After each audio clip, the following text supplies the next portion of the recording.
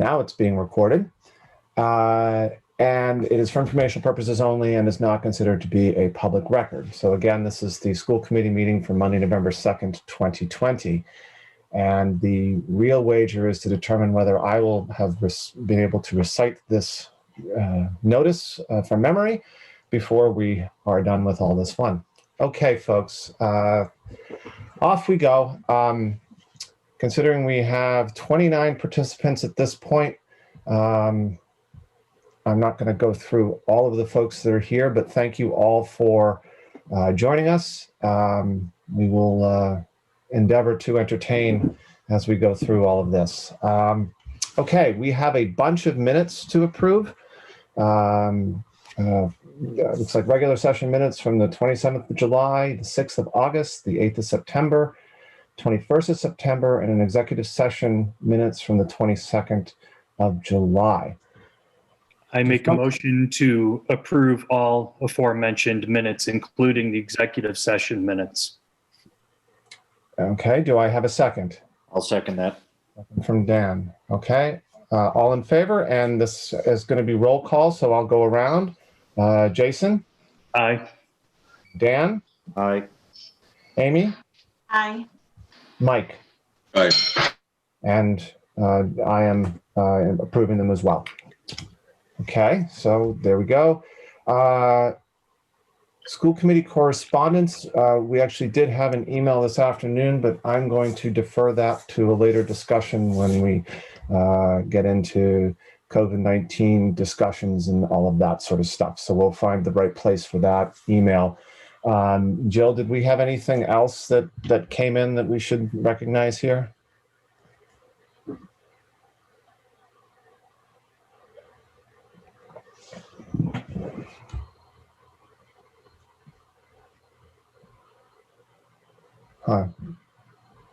We can't hear you, Jill.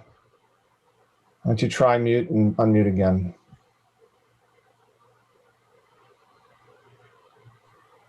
She had put in the chat that she couldn't mute, and now looks like she can't unmute. I didn't have the chat up.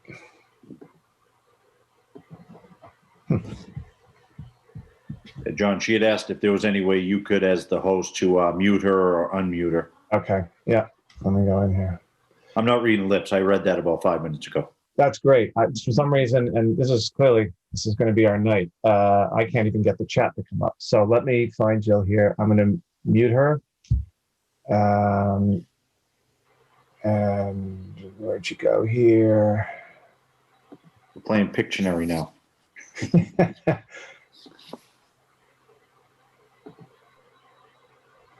It is not working.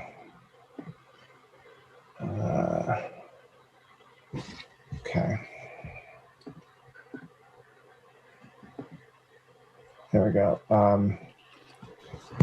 I know this is an archaic suggestion, but maybe she could call Ryan and Ryan could tell us what's going on. Well, why don't we, I'm going to ask her to,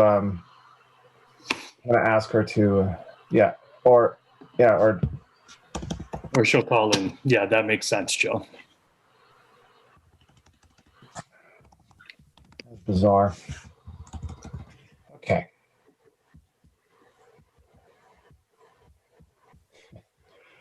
Yeah. All the tricks we've learned. Yeah. Home tech. Okay.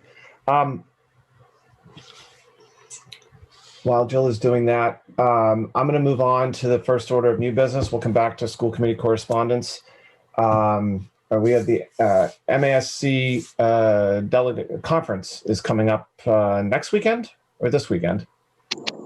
It's this Saturday, as a matter of fact. Considering the circumstances within the state, the Mass Association of School Committees and the Mass Association of Superintendent of Schools decided to hold their annual conference remotely. And on Saturday morning, there was a keynote presentation that's available to all members of administration and school committee at 9:45 to 11:30 in the morning via Zoom. You can find more details about that on the MASC webpage. And in the afternoon is annual delegate assembly. And that again is open to all school committee members, but only designated assembly members have the right to vote on behalf of their school committee.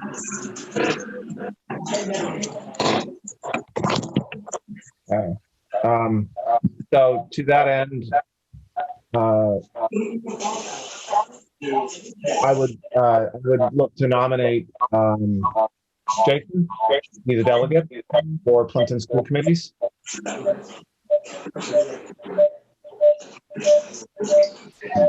I'll second that. Okay. So again, roll call, all in favor. Dan, Yes. Amy, Aye. Mike, Yes. I'm a yes, and Jason? I'm a yes as well, and I appreciate that. You know, the point that we're really trying to push is looking at the MCAS, especially for this year. We're asking that it not be held at all for any purpose, considering what our kids have been through and what our teachers have been through. The Commissioner of Education has stated that one of the main reasons we wanted to get kids back to school was to deal with some of the trauma of the missed opportunities from the spring, and wasting time doing a standardized test that gives us limited data. This doesn't seem worth it this year, especially for our poor 10th graders who have their graduation requirement tied to it.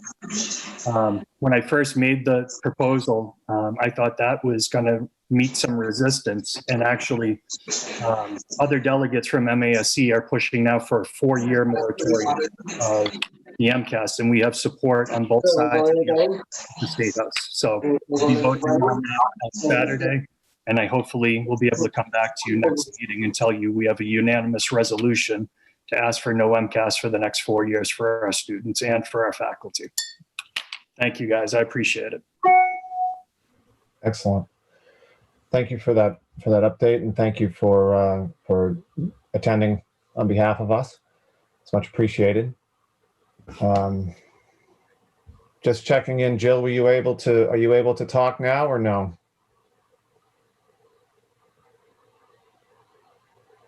No. Okay.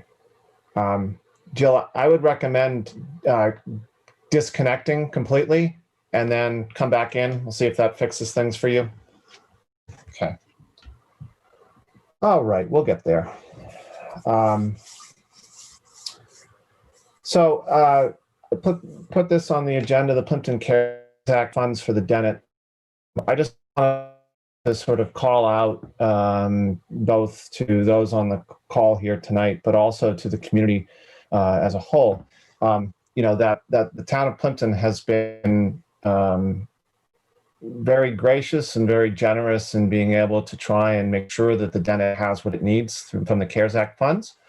In fact, we were very early in sort of trying to tackle needs for the Dennett, and in fact, even we're working with the town to at least put in an order for an initial order of Chromebooks, which of course ended up being an incredibly hot commodity for all of the schools over the summer and into the fall, with some of those still not being delivered yet. But and that was an order for I think 50 Chromebooks as well as some cameras, and that was about $11,000 that we did there. Subsequent to that, and Christine, keep me honest, I don't have the exact numbers up, but I believe we did 2 separate warrants of about 42,000, and I think again another 38,000. Is that about right? The total is 79 that were processed through warrants. Okay, so the town of 79. Yeah, so 79 plus the Chromebooks, which were processed in a slightly different way. So we're like upwards of $90,000 the town has done for technology, including Chromebooks and cameras and laptops, as well as all sorts of other improvements from the school perspective for PPE, for making sure that the HVAC systems are working properly, air purifiers, hands-free paper towel dispensers, and on and on and on. So, I would just like to recognize and thank the selectmen, as well as the fire chief in particular, who's helped to organize this, and the town administrator for all of their support to date. So that's really, really helpful. And they've been with us the whole ride here, and they aren't going anywhere. So, folks have any questions about any of that, or any comments? Okay, now I think you've been to more selectmen meetings than you have been to school committee meetings in the past 6 months or so. And, even when I was on Silver Lake, that you represented us very often at those meetings. And, I know you don't do it for the recognition, but I don't think a lot of people realize how many of those extra meetings you go to and the extra hours you put in to make sure that the students of our town are being remembered and taken care of. So thank you very much for all that. Appreciate it. Well, I appreciate the comments. The one benefit of scheduling a school committee meeting in this for tonight was that it was on the same night as the selectmen's meeting, so I get to miss it this week. So that's okay. Jill, I hate to ask, can we hear you? I hope so. Hey! All right. Third time's a charm. You're kind of integral to this meeting, so that's good. Thank you. And I have good news to share. So I'm happy that I was able to figure this out and to be heard. But I'm very happy to say that we've received some correspondence from the Mass Association of School Committees, and Mr. Williamson has been recognized for his contributions to our school and the community. If I may, I'd like to read the letter that was sent to Mr. Williamson this week. It says, "Dear Mr. Williamson, on behalf of the MASC Board of Directors, I am writing to let you know that you have been selected to receive MASC's Division III All-State School Committee 2020 Award.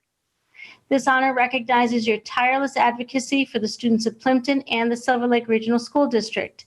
Your colleagues who support this award credit your many contributions to the district, including overseeing recent modernization efforts, your leadership role in the search for a new superintendent, and your guidance as the district grapples with the daily challenges of the pandemic.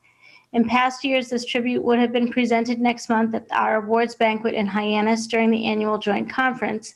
The pandemic necessitated that we put on hold this year's program. We hope to present you this award at a later date when we can safely be together, possibly at a reconvened event in the spring of 2021. I look forward to our being together at a time in the future. In the meantime, I extend the board's congratulations on your achievement. Signed, Deborah Davis, MASC 2020 President." Congratulations to John on his well-deserved award. Well, thank you. We appreciate your advocacy and your hard work. Well, thank you. It's a little embarrassing, but there we go. So since it's my agenda, I can just move it right along then. But no, thank you, everyone. That's really kind. But it also is a testament to all of the work that everybody on this call does on a regular basis to help make sure that we can do the best we can for our kids in this unique time, shall we say. Very unique. So, okay, thank you. One other thing that the next item here is the Plimpton School Committee position regarding full in-person return. I put this on the agenda because we've been having some good success in Plimpton, and there's been some sort of questions and comments on the Dennett Facebook page regarding full in-person return. So I'm going to provide my position on this, and then I'll open it up for the school committee members to offer their thoughts. Well, let me just provide the history. And so when we met, as you could see from all the minutes, frequently in July and August, one of the things that the school committee had talked about was, definitely our concern for maintaining 6 feet of social distancing, as well as, masks for all all students and faculty and staff within the buildings. And we sort of set up our matrix about how we would consider returning in full, really to mirror the stages that the state has set up with respect to what levels we are in. From my perspective, that has not changed. So what that means is that we would not be, I don't believe we would be into full in-person at the Dennett until we are at level 4 from a state perspective. We are not there right now, I believe, although we just, and I did not ask the governor to release this today, but the governor did come out and put down some additional restrictions with respect to mask requirements for everyone ages 5 and up across the state, as well as some limited, starting to curtail the hours of businesses. I think it's 9:30, as well as really a curfew from 10 p.m. to 5 a.m. as well, to try and deal with the rise in numbers that we have in the state. So our position over the summer was that we would entertain full in person at the point that we're level 4, and level 4 really means that either there is a vaccine that has been that is readily available and has been distributed, and or that there are effective treatments available, or that we could fit everyone into the school with the 6 feet of social distancing, which we cannot currently do, nor do I think we would be able to bus them given the current requirements from the bus at this point. Other thoughts from the school committee members? Anything you want to add? Dan? John, well, I'm certainly not opposed to changing my position that I took, which was the same as most of the school committee. The things are getting worse again, and I certainly don't want to change my opinion right now at this point. The last week they've had over 1,000 cases a day. We're nearing 10,000 deaths in the state, and with all the restrictions that keep coming out, I just don't think where things are regressing across the state. And luckily in Plimpton, we haven't made Jill's updates with the COVID stuff, luckily. But it's probably inevitable that we start getting added to her notifications. We're just lucky that we haven't so far. I just don't see this as a great time to just start jamming kids back into the school, because if we didn't do it a month ago when things were looking well, I think doing it now is a really bad idea. That's about all I have.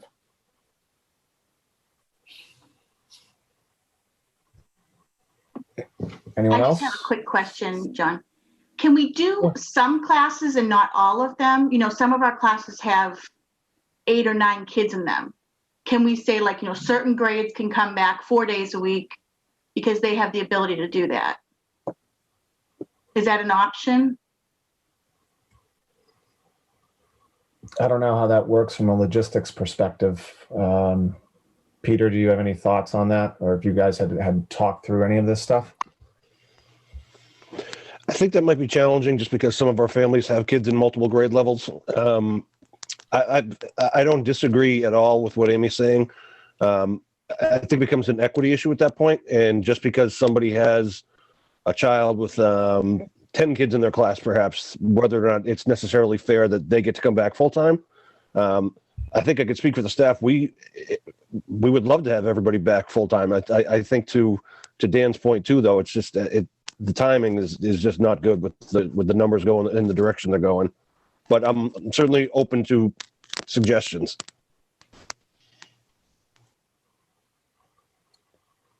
And it's also, I think it's probably fair to say, Peter, that we will be coming up at a point where we have to, where parents will get the opportunity to re-opt as far as for in-person versus remote, and that may have some ripple effect too as far as what we can or can't do. Go ahead. To that point, John, we have we're going to be sending out some kind of a notification soon because term 2 officially starts, I believe, December 10th. I don't have that right in front of me, but we did tell families that we were asking for a 1 trimester commitment, and we're rapidly coming up on the end of the first trimester. And I do have 1 grade level that's really pushing the physical limitations of how many kids we can have back safely at 6 feet.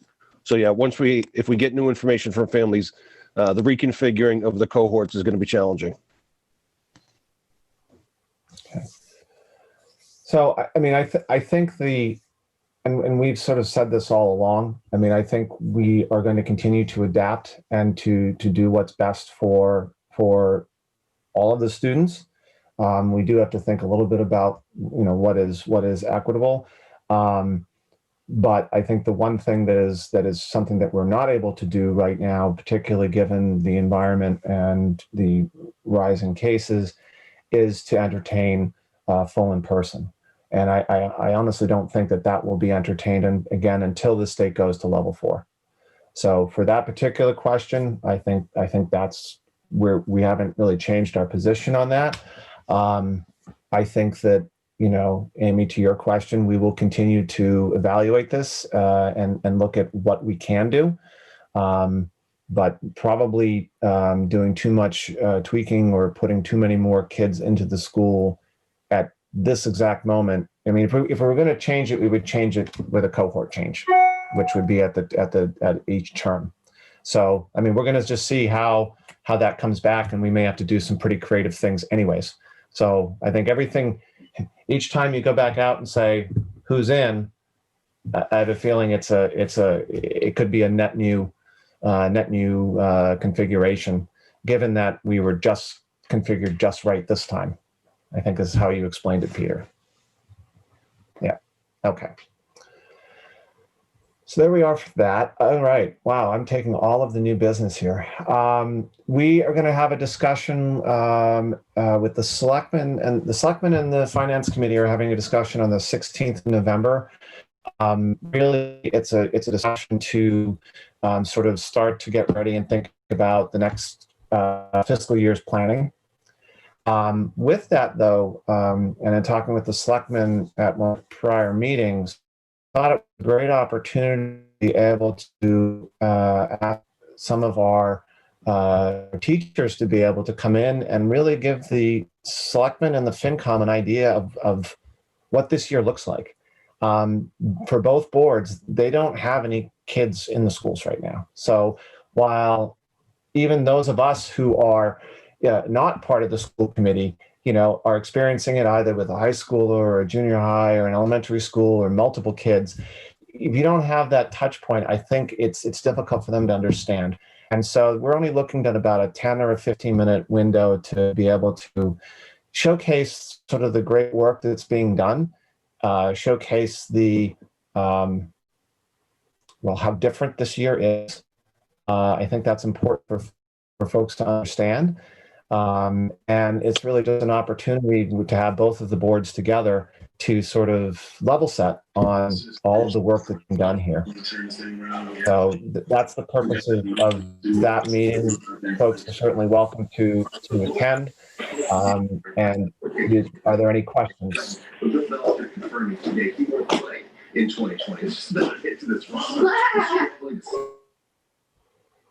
Any questions from the committee? Anyone else? No? Okay.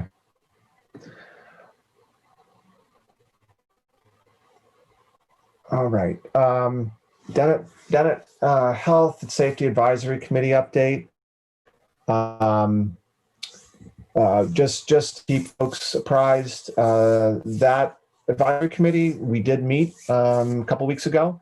And sort of the way that we're thinking of doing this is we are meeting sort of in between the school committee meetings to get a small group of us together to get an update as to how things are going, so we don't have to put this whole production together every couple weeks and save Jill even more meetings to go to. So we did meet, kind of talk through, sort of how things are going within. Make sure that we have appropriate supplies and things like that. And we will continue to meet regular business. And again, it's a couple folks, school committee, some folks from the building, as well as Michelle, who's joined us tonight. She's again, it's really an opportunity for us to touch base in between these meetings. Of course, if anything comes up that's significant that we need to talk with the broader committee, we would have an ad hoc meeting to do so. So I just wanted to make sure folks are aware that we're doing that.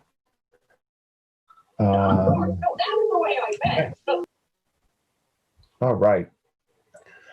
And then I just wanted to take the opportunity to note that we have a new school committee member for Silver Lake. Very happy to finally be able to do that. Mike Antone, who's also one of our school committee members, he's from Silver Lake. Jason and myself had the opportunity to talk to a couple of folks who rose their hand. And we were thrilled to actually have two people that came forward, both excellent candidates, but recommending Kowalski to join Silver Lake, and he attended the meeting last week, all 3+ hours of it. So congratulations to that, and it's great to know that we have a full representation for Silver Lake. Okay, moving along here, in-building substitute. So this was an open from our last meeting.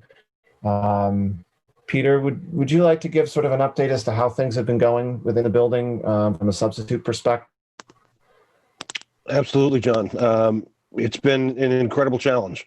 And even just before this meeting, I was texting with some other principals across the South Shore, and it's not just a Plimpton Silver Lake problem. Substitutes they're few and far between right now. Just this month alone, I think I have either 3 or 4 teachers that are passing papers on new homes, and we are struggling to try to fill those positions. We've had a lot of conversation around this, and I'm not sure. I intend to put this in my budget for next year. That certainly isn't going to help with anything this year. But I think the funding source is the real challenge here. So I know that we had put out some feelers to try and get some folks to try and encourage folks to sort of step forward if they had the ability to do so. Have you had anyone come forward from the community to try and help out? I have not, no. Okay. So one of our concerns, I think, last time in talking through this was concern about how to fund it. At this point, we consider a portion of through CARES Act funds, but at the present time, there is no assurance that will be available after the latter part of December. So that would mean that we have to fund it within our budget, and so knowing that. From when we created the budget to where we are now, with some retirements and things like that, do we have any, whether we have a cushion there that could help absorb this? And of course, we're also another outlay. But do we have any feel for that? Are you asking if we have a feel in the budget if there's going to be enough cushion to perhaps fund that if we needed to? Is that what the question is? I do not know the answer to that yet. That's like a luxury for when I get to that piece to actually get to that review point. I'm not quite there yet. The Dennett budget is traditionally pretty tight. Yep. I could try to see what I could do just to kind of get an answer fairly quickly so that we're not waiting another month. I will look into that. I have not had the time to go through the financial yet to see where we're going to land for June 30th to see if we would have the space for that. Yeah. And we're probably jumping ahead a little bit, but I mean, right? We trimmed our utilities to we would have done this year had things been normal. And of course, from your perspective, nothing. We're going to be using a lot more of that, given that we're introducing a lot more fresh air as part of the HVAC system and all of that. But you know, it would seem to me that we should have some level of cushion. And I think that's important. You know, this is, and because I guess the issue, if I'm correct, Peter, the issue is that if we're unable to get a substitute, and this is still possible even if you hire an in-building sub, if we're not able to do that we're not able to hold classes. Potentially. We haven't hit that point yet, but it's only a matter of time. But I mean, half jumping in. We have, you know, we have a schooler and the librarian, others sort of pinch hitting. I mean, it's not just that we are filling jobs, we're pulling people from other parts of the staff so that they can't do their job for the day to be able to cover the class. Correct.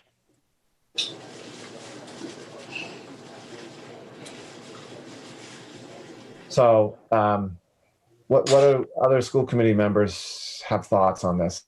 I mean, I reach out and come up some, like we're not in a good spot.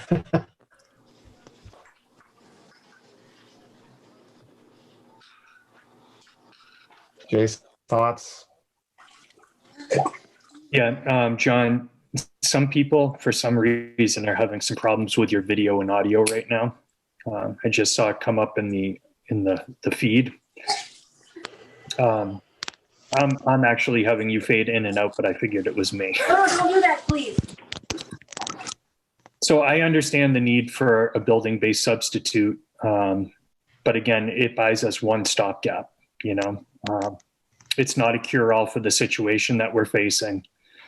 And unfortunately, and I shared this with John privately, about 3 weeks ago, I heard there'll be no stimulus coming from DC until at least the end of January or beginning of February, which has really stalled our friends at the State House in wanting to finalize even their state budget, because they were going to use the federal funds to backfill in order to level fund Chapter 70 for us.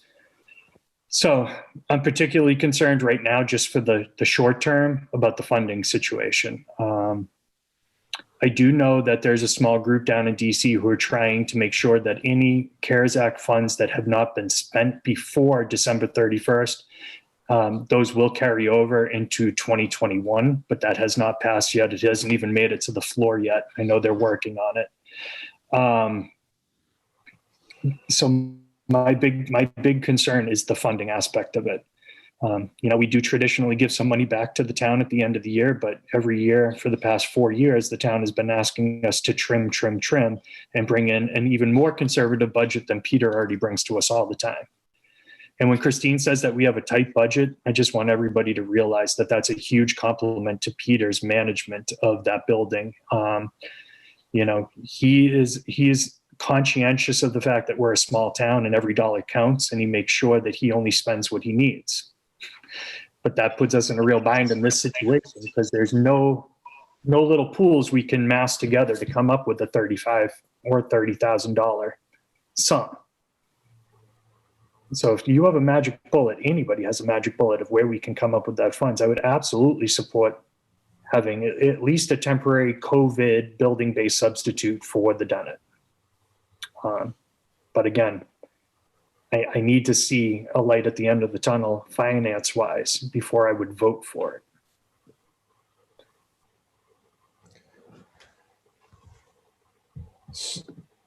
And I guess what I would add to that is, you know, this budget was probably tighter than normal. Because when we had to put this together and before we got it to town meeting, the finance committee had asked for us to keep it to a 1.6% increase across the board. And that was not only for salaries, but the entire budget. And, you know, we were able to do that, but that means that we have very little room in it.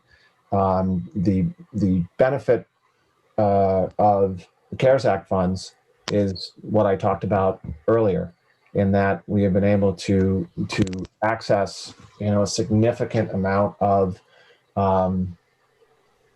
funds to be able to offset these additional costs. But that will be done at some point, and then depending on what is available after that is going to impact our budget. Now, the need for the in-building substitute is really pretty, you know, is because of what we're doing, is because of how we've had to set up the schools because of COVID. And so if some of that cost needs to be borne out at the end of the year, then so be it. I think what we need to do, though, is we need to do what we can to absorb that within our budget, go after CARES funds if we can for, you know, the last part of this year.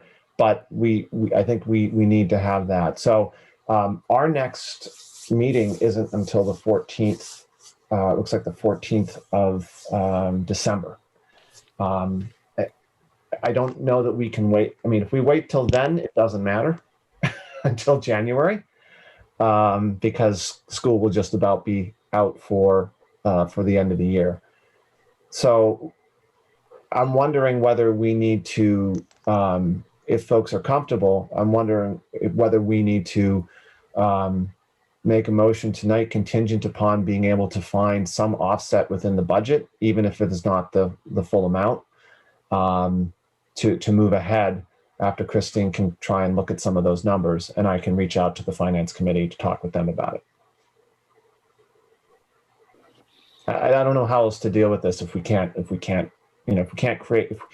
create subs out of the community, then I think we just have to do this to try and ease the burden a little bit.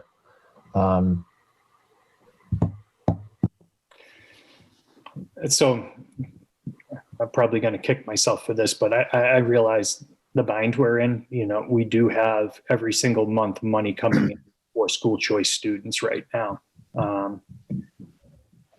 You know, we were thinking about using some of that funds in case there was cost creep on the playground project, but we won't know the true cost of the playground project till we put it out to bid, which is something we're going to talk about a little bit later in this meeting.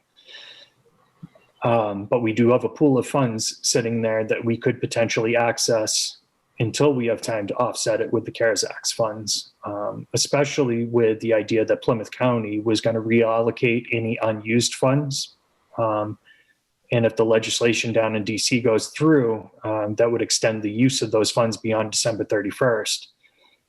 That might be the creative kind of accounting we could look at to fund this now and get reimbursed through COVID monies, you know, at a later date, since they like us to buy things before we get paid for them anyways. Yeah, I mean, I think that certainly is an avenue. But I think we need to be a little bit careful because of the playground as well. Yeah. You know, so how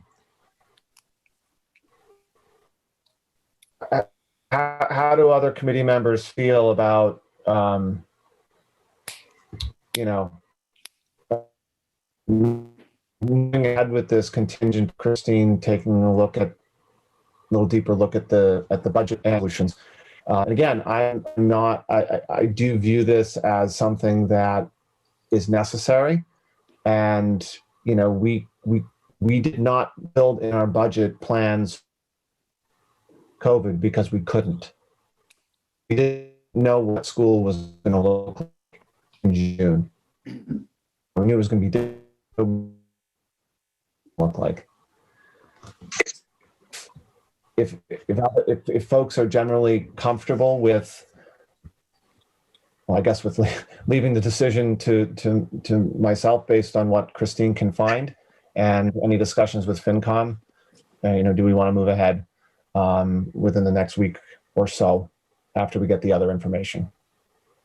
John, if I might, as much as, I wouldn't want to see a $30,000 offset come out of the playground, because that is from my wife who went to the Dennett before it was what it is today, said that that old playground is what she played on. And I'm not going to tell you how old she is, because she's right in the other room and I might not make it to the December 14th meeting.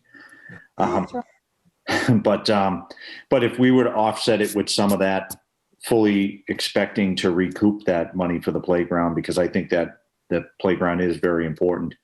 Just watching the kids out there on that small one in the front is just not enough. But this is obviously something that's more pertinent now, because like I had made the point before, running out of substitutes and calling 30 families and say, we're going remote today because we can't provide a teacher for your class. For Peter, that's going to be a nightmare, and we're just lucky it hasn't happened yet. So if we need to offset it somehow with that, that's fine. But it'd be nice if we could find some money somewhere else also, because what I'm afraid is that once we open Pandora's box, the next budget item is the slide. The next budget item after is the tire swing, and then it's the mulch. And then before you know it, we've got a square box with no playground on it, because we just keep pilfering money from it. So I'm just afraid that, we get too liberal with that money grab from that fund, and we're going to be kicking ourselves down the line. Well, just to clarify, Dan, this would be from, so the budgeted playground is based on funds that we already have aside from school choice funds, as well as money from the Community Preservation Act funding. Okay. And that should be enough money based on the last stuff we had to get everything done, including the extra stuff we wanted to do. We still have school choice funds coming in this year, which have not been allocated to that. But Jason and I had talked a little bit about that offline, just worrying that everything to be costing more right now, that we may have some price creep, even with the buffer that we have in there, and that we're going to use that. But I think that we need to keep some buffer from that, but we may also be able to use a little bit of that to offset, and perhaps we can find some savings within the salary line, and then perhaps we need to look for a transfer at the end of the year to help deal with it as well. And maybe it's a group of that. So I think the goal would not be to utilize all of the school choice funds for this, but perhaps to help offset the costs, for the town. And again, we can get reimbursement for, a chunk of November and December, then that would help. And again, if it extends, if the CARES Act funds are able to be extended and there's still funds available, then we would do that into January and February as needed. Yeah. Okay. As long as there is some end game to get that money back to where it was originally appropriated for. But I do wholeheartedly support an in-building substitute, just because making those phone calls is just really not an option. If there's anything we can do to avoid those phone calls having to be made at 6:30 in the morning on a Tuesday, I think we really need to turn over every stone to make sure we do. And I think that's why we're sort of at the point where we feel like we have to do this. Yeah. So I guess I would entertain a motion to move ahead with the in-building substitute, provided that we have additional information and understanding that we can absorb at least some of the cost of that within the existing budget. I will make that motion unless you make me repeat exactly what you said. If we can go on the record of what you just said, I'll make that motion. I will not make it. That's too cruel. Okay, so Dan has made the motion. Who's the second? I'll second that motion. Okay, Jason is second. Can I just make a comment, John? Yes, please. Will we meet before December Talk about this again, or? No.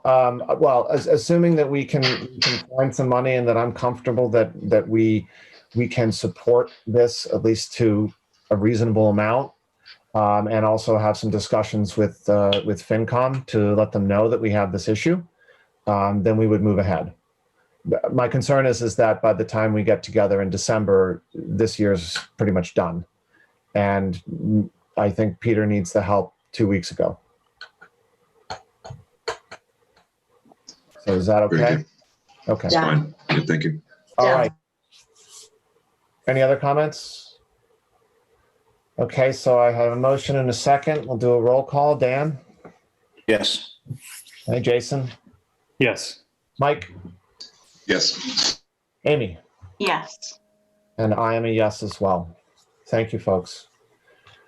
Okay, at some point, I am not going to be the only person talking in this meeting, but for the moment, we're stuck with me. On here, Dennett laptops, I just wanted to let folks know that thanks to sort of the hard work of Steve Pello, the teachers for requesting this, we have purchased using CARES Act funds actual real laptops for the teachers, not just Chromebooks.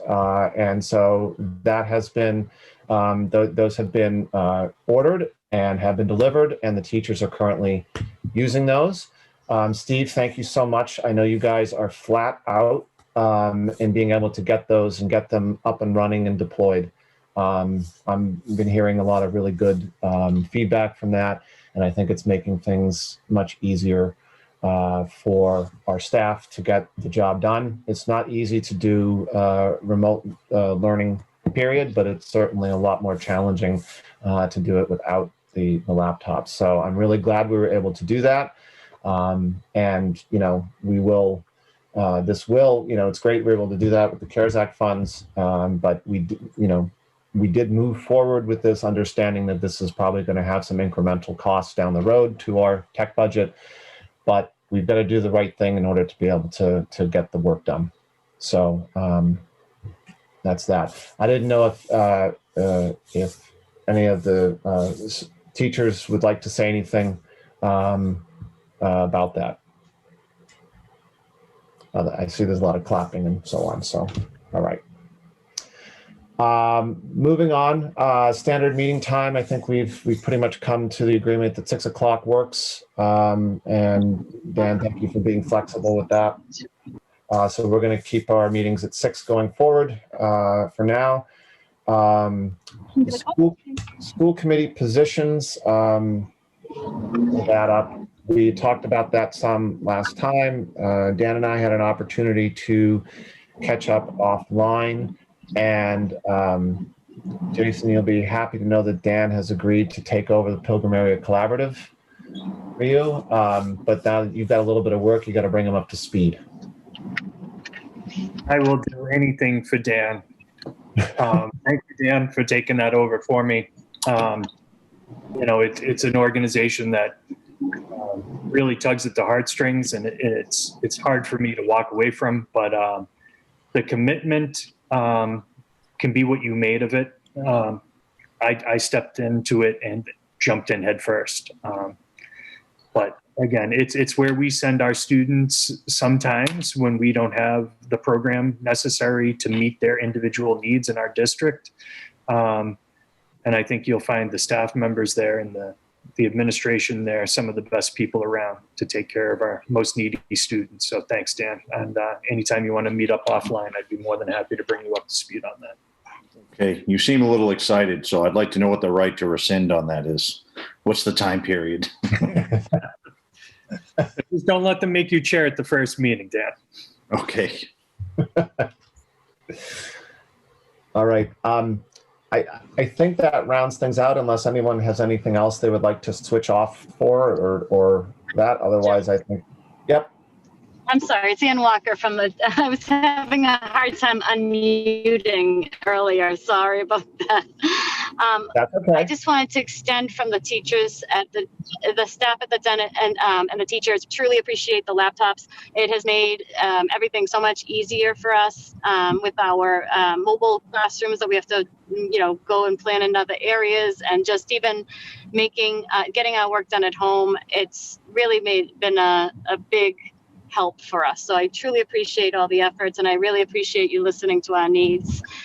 We did send a thank you to the school committee, but I realized today that nobody's in person anymore. So I sent it to the admin building, but we really appreciate everything, and it has made a big difference. So thank you.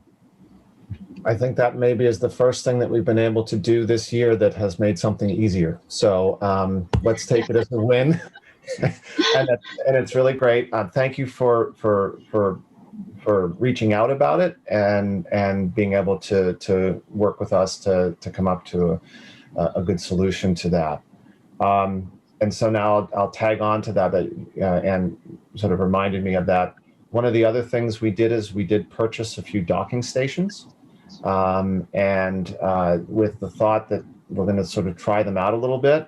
And, this is maybe something that we will move to, obviously with Steve's recommendation down the road, where we could move to the classrooms to a more sort of, laptop based, instead of having desktops and Chromebooks or desktops and laptops, that you would just be able to bring your laptop with you, drop it into the docking station in whatever classroom you're in, and you're up and running. And this is certainly a way a lot of the business world has moved. And it allows you to really be able to take with you, what you're working on, and make you a lot more efficient in being able to get the work done. So we'll see where this takes us. But I know that we talked a little bit about that when we were deciding to move down this route, and that will hopefully help to offset, it won't make up for it, but will help to offset a little bit some of the cost differentials, because we won't have to replace desktop machines. But laptops do cost a little bit more, and they're more breakable, and so on and so forth. But it's clearly the right thing to do, and especially when with what we'll be dealing with for the next number of months, where today we could be in class and tomorrow we could be remote. And if your computer is with you, you don't have an issue of trying to have to adjust to that. So thank you, Anne. So anything else from school committee members on the organizational chart? Yeah, John, just if you and Mike can look at the policy members as listed for this year, if you or Mike would like to switch out as the alternate with me, since I've been named the chair of that subcommittee, it'd probably make more sense for me to be one of the permanent members. I don't know if Mike's on it for Silver Lake. Sometimes we used to do that so we could represent two committees with one body. Mike, are you on policy for Silver Lake? No, I don't think I'm on policy for Silver Lake. So Mike, would you be okay with being the alternate for policy for us, and I could move into the regular slot? Yeah, sure. That's fine. All right. Yeah, I just think it would make more sense if I have to be at every meeting anyways. Okay. But other than that, I have no issues with sliding over unless someone wants one of my positions. Okay, going once, going twice. All right. So Jill, I think we're finally all set with this list. All right. Playground.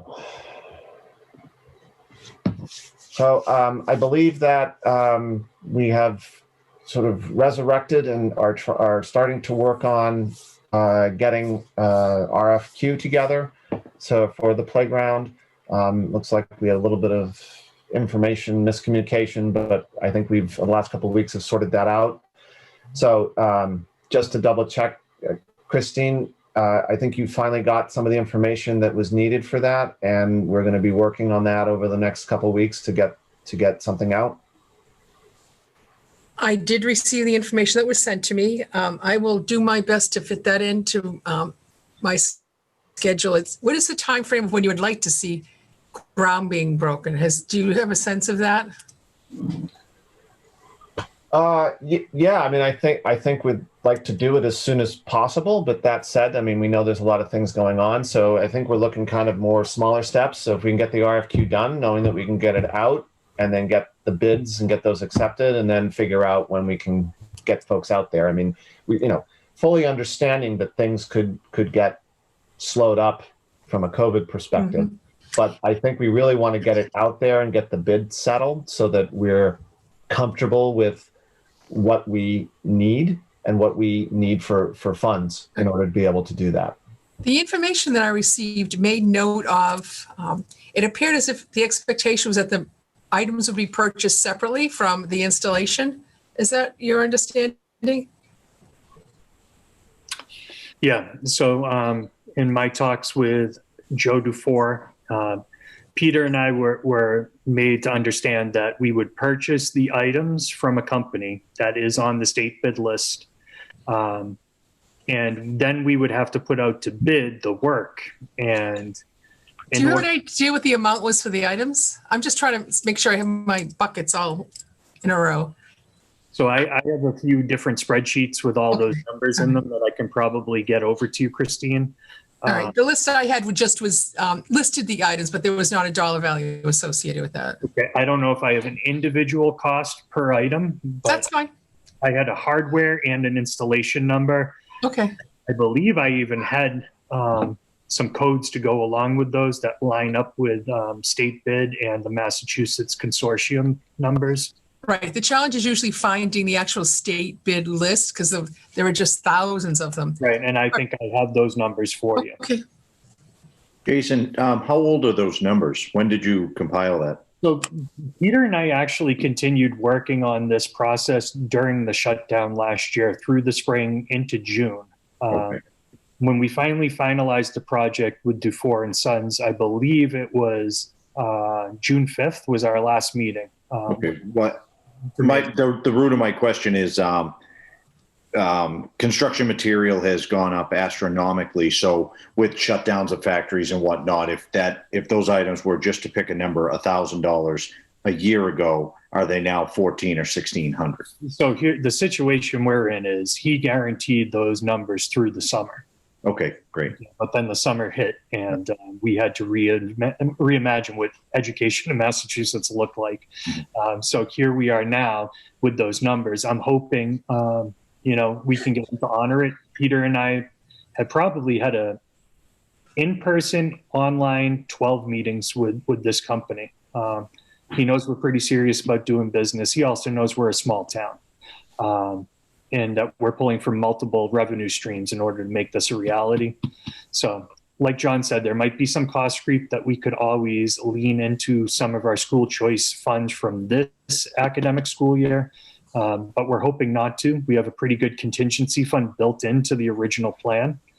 But we also have written our plan in a way that as we get certain parts of the project done, we can start diminishing that reserve fund and actually apply some of the dollars towards additional things or items for the playground.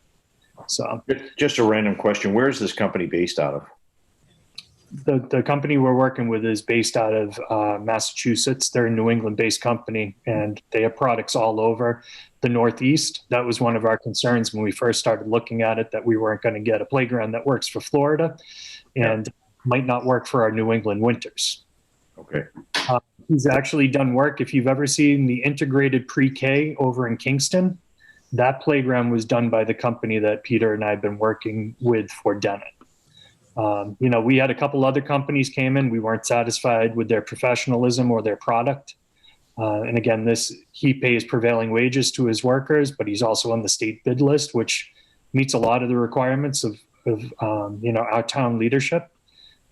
Especially since we've tapped into community preservation funds as well. That was one of the criteria they had as well.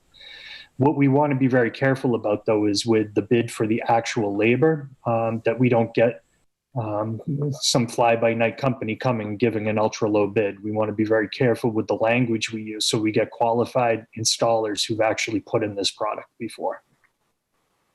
Okay, thank you. No problem. I can send you the slideshow we did just on some of the steps we went through and some of the dollar cost for the installation and the product like Christine was asking about, Dan. Yeah, I mean, don't feel like you have to, but I'd be interested in seeing it if you have it handy. I didn't even think about the fact that you weren't on the committee last time we presented that, so I'll send it out to you tonight. Okay, thank you. Absolutely. All right, any other comments regarding the playground?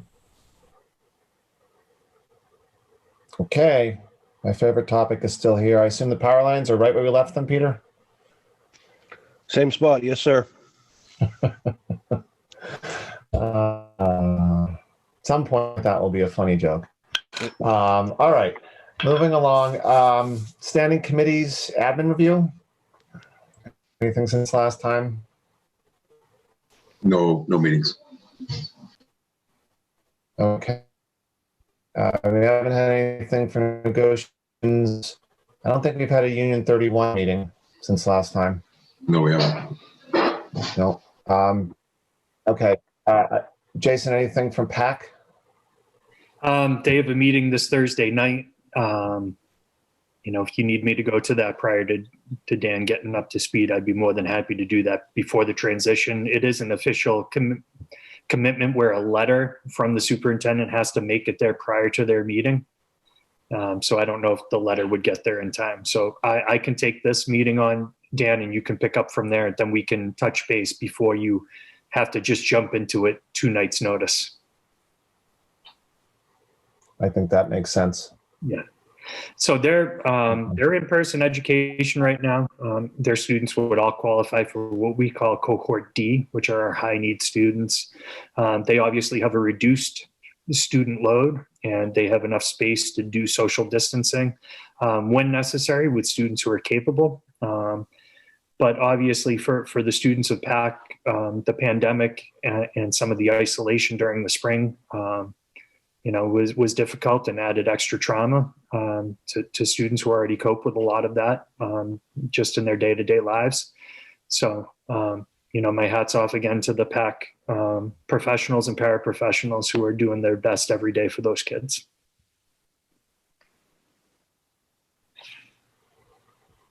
Thank you. Absolutely. Policy, have we had anything? I know we haven't had a meeting. I think are we caught up at the moment for policy? Meaning like right at the moment? Yeah, there's never a time you're actually caught up, but we don't have any meetings planned in the near future. Okay.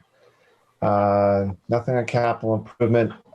Anything legislative that we haven't already talked about, Jason? Polls open tomorrow at 7 a.m. and are open until 8 o'clock statewide. Please vote.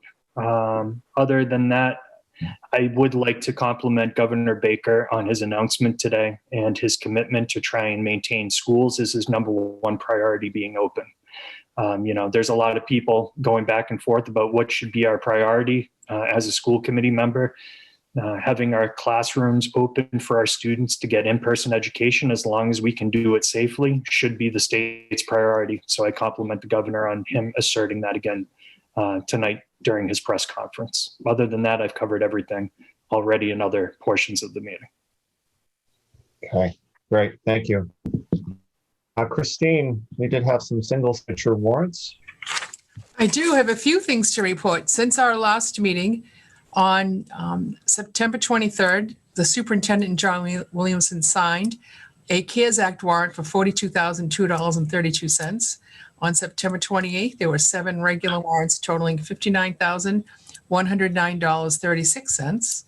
On October 21st, there was one CARES Act warrant totaling $37,583.68. And just today, we had 9 more warrants signed totaling $84,033.07. I just wanted to mention that we're doing the CARES Act. We're doing additional warrants so that we can coincide with the town's submission of reimbursement to Plymouth County. We were doing that just to help so that when they did that final submission, they'd have as much information as possible. So if we had a CARES Act warrant on the regular warrant, that's fine. But then we did the additional ones to coincide with the timing that they were using. So thank you for the superintendent and John Williamson. They're all moving on to the town hall for payment. And then just one reminder for any additional CARES Act purchase orders that we need to send them to me for approval, more so to make sure that I line up with the chief, and that we can make sure that we have we believe that there are funds available to cover them. We don't want to end up order, then turn around, look reimbursement, and find out that we're out. So let's just make sure we keep doing that. That's helpful, and I'm sure that that coordinating. So thank you for that. Do we have a CASA update?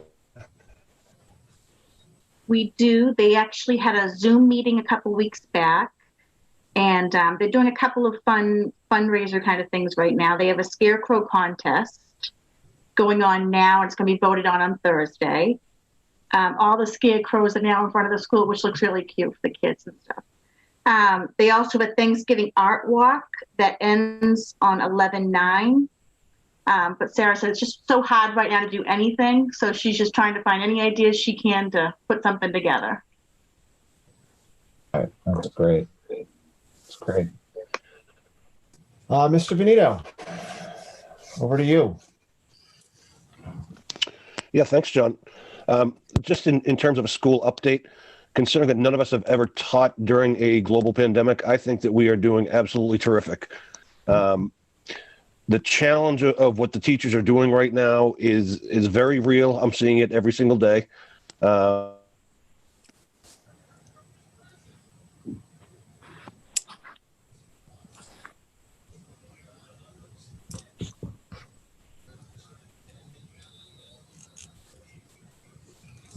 It's got to be the moon.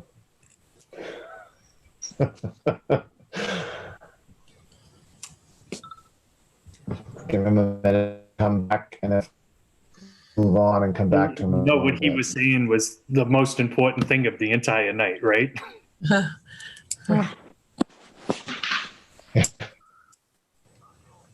All right, so he dropped off.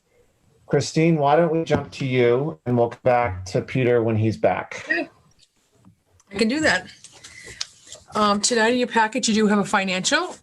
Our financial is still doing okay because we've had use of CARES Act funding, things like that. The focus has been keeping students in school, so we're trying to put all our energies into that. The one item I wanted to make note of on the first page of the summary section, so first page of the detail, which is the second page of the report into total, there's the indemnification insurance policy that we purchased for the school committee as they act in their capacity as a Union 31 member. Traditionally, they have insurance through the town for the committee itself, but when they act as Union 31, we get an additional policy. I accounted for any increase in the policy, but I didn't account for the increase in Plimpton's percentage that for FY21, their percentage of the union. So there's a slight deficit of $35 there. And then special education right now is expecting to have sufficient balances for tuition, transportation, and contracted services at the moment. And we have sufficient funding in our out-of-district vocational, and that's actually one of the areas I may look to see if we'll have a little flexibility there. Maybe there would be a transfer between funds that could help out with the regular day budget to help fund a building-based substitute. And then I just wanted to mention that we've been working with John Williamson and Steve Silva, the fire chief, with CARES Act funding, and the chief has been extremely helpful, trying to keep both him and John up to date as we're processing information, as they're processing warrants, forwarding them that information, because the town can only apply once it's actually been paid. So we're trying to keep everybody up to date so that we all have the same expectation of where we're going and what that's going to cost us. Are there any questions on the financial? That's all I have for right now. No? All right. And then I just wanted to mention the COVID expenses that we did mention briefly earlier. We have processed approximately $79,000 of invoices so far. It goes from a water filling station to web cameras to software to the laptops. It's a potpourri of information of what we'll put through there. It included the airflow testing. It included the remediation of the airflow testing. So we're pretty fortunate that we've been able to get a lot of work done to make this all work. And the town of Plimpton itself have been able to access their funding to get some reimbursement. So unless there are any questions, I'm all set with that for now. It's like all the teachers. Thank you. One thing I would like us just to keep an eye on, because we're all expecting these to not behave themselves. So it probably would be good for us to sort of somehow track, for where we thought we would be versus where we are. I don't know quite how we do that. Of course, utilities are going to go up and down depending on the time of year, but it would be good to be able to, we're only a couple months in too, but let's say at the end of the year, it would be good to be able to go and look for 10% or 20% over what got, just so that they're not surprised when we get to the other side of the year if we're not able to cover that within our budget from stealing stuff from other lines. Because I can't imagine that we trimmed the budget because we've had a number of improvements from efficiency and everything, and we're finally starting to see those. Of course, we trimmed it, and then we now have to spend more to be able to safely run the school. Right. That is something that we do take a look at. Usually around budget season, we start looking at where we think we're going to be for projecting all of our costs so that we can include everything and where we expect to be for the end of the year. As you know, this year's been a little unusual. I need my kids to be back at school. So we're working towards getting to all those items and getting a true picture of where we expect to be for the year end. Okay, great. I'm all set. Thank you. Thank you. No other questions? Very good. Ryan, why don't we jump over to you? Sure. Good evening. Just a few updates on curriculum, teaching, and learning. So this summer we talked a lot about, as we've discussed earlier, all the uniqueness, like Mr. Veneto said, of teaching in 2020. And this summer we talked about providing the staff with some teaching and learning resources to make sure that we had sort of an in-house place where they could go to make sure that they had all the resources they need for Schoology, Parent Square, WeVideo, all the changes that have come along to Google Meet. I know that it's not the #1 platform of some people in the group, but Google Meet's trying to raise its profile by having breakout groups and things like that. And these are all changes that have been rolled out since school started. And so thanks to Dave Murphy and Melissa Farrell and Steve Pello and everybody else, the website is up and active, and teachers are sharing strategies with one another about how to use it most effectively. Also, you'll see that in terms of Schoology, Melissa has been working with elementary staff. We posted for Schoology master instructors, and training was offered in early September to try to just get people the support they need before the year started. So this is all on the staff teaching and learning resources page, and we've made some good progress with that this year. There's also an update that Melissa will talk a little bit about called Parent Academy, which aims to support parents as they work with their learners this year to be able to provide students with some more support about what resources are available electronically from Dennett and our other elementary schools. And lastly, inside the packet, you saw the professional development plan for the year, which just outlines some of the work that we've done to try and support teachers and provide collaborative time for them, to provide training at the elementary level in our new social emotional learning curriculum, second step, as well as remote learning best practices. And tomorrow is, as you know, in the morning is some professional development time across the district, and teachers will be taking part in staff-led workshops on such topics as best practices for supporting students, some graphic design, Schoology, another interactive platform called Pear Deck. So that's a little bit about the curriculum resources and teaching and learning resources we've provided, as well as an overview of the professional development plan that we're providing for the school year. Great. Thank you. Any questions?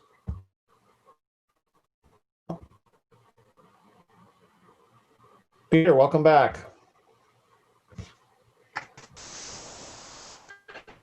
To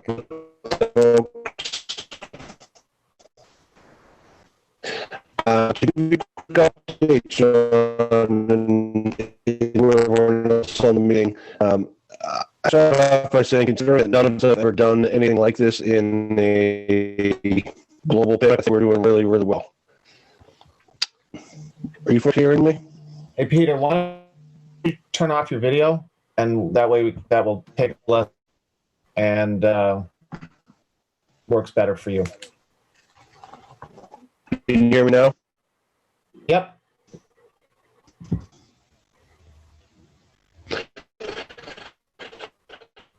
All right, I apologize. Difficulty.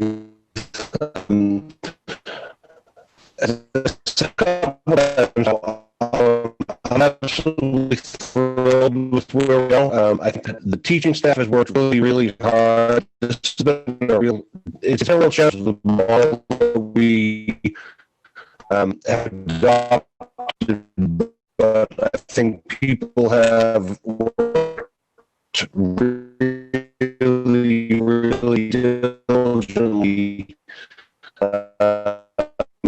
Peter? to make a good product for our students. So I'm very happy with that. Families have been extremely understanding that we're doing the best job that we can do in given circumstances. Thank you, number, and we're in good shape. I couldn't be happier with teaching staff and our kids. They are.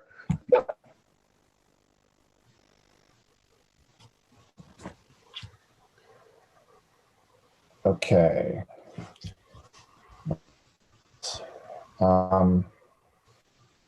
I'm going to message Peter and see if he can just call in instead of and just get off.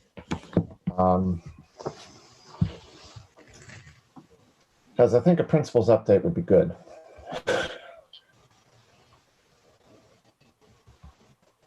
Just give me a sec here, folks.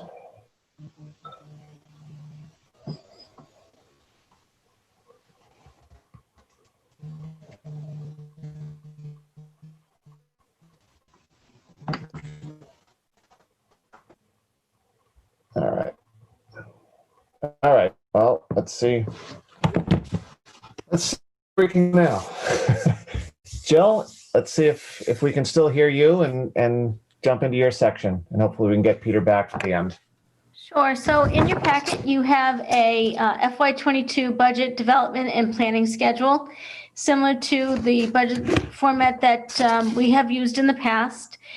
If you notice in October and November, what we have already asked the principals to begin doing is to begin preparing their budget proposals. We have also asked our special education director, our technology director, and our K through 6 curriculum coordinator to also begin that process.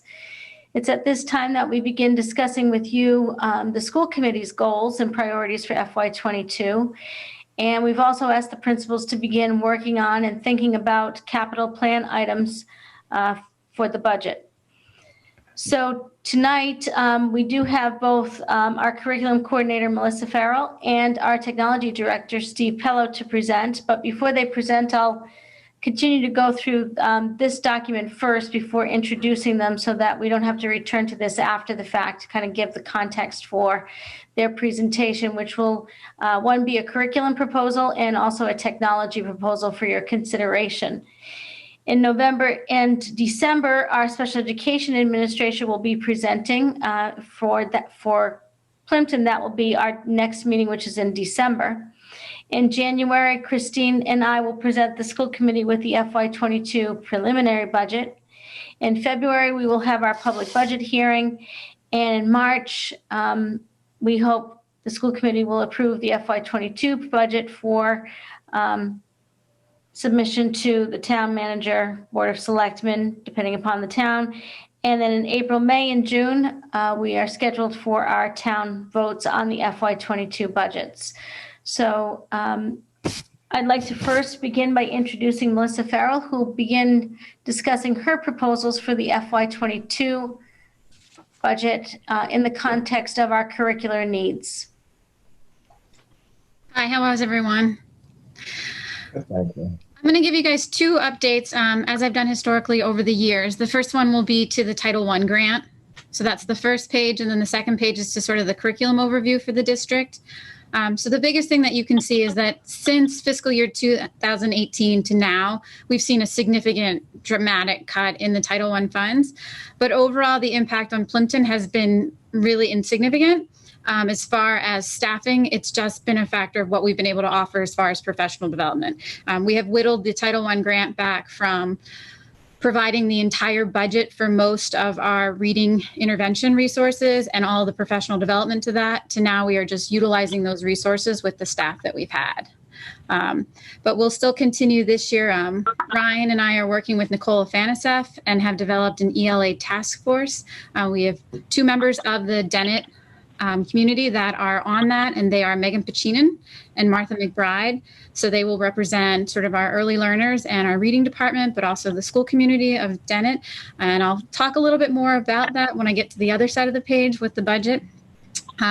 We'll still look at sort of our family engagement. What does that look like? What are we able to do? What fits within the safety parameters for this year? So that hopefully will still happen. It has historically happened at Dennett in the fall, but we'll look to try and do some sort of family engagement event in the spring when maybe things will be a little different, but just want to keep it out there and think creatively about it.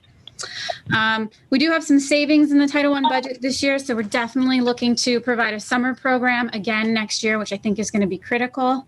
So to look at those students that could use the benefit of having some summer learning opportunities and sort of bringing those and feeling pretty confident and solid that we have the budget to support those for this summer.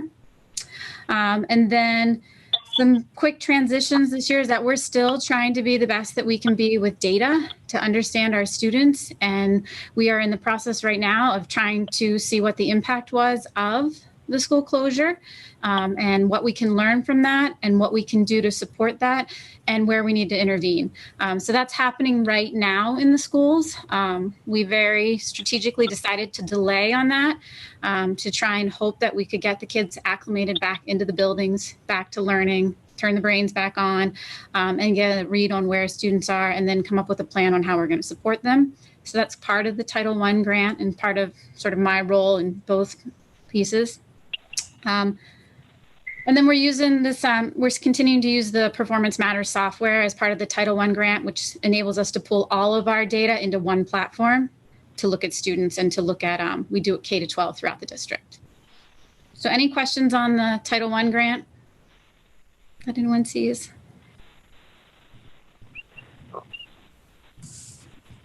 right, so my page is a flip.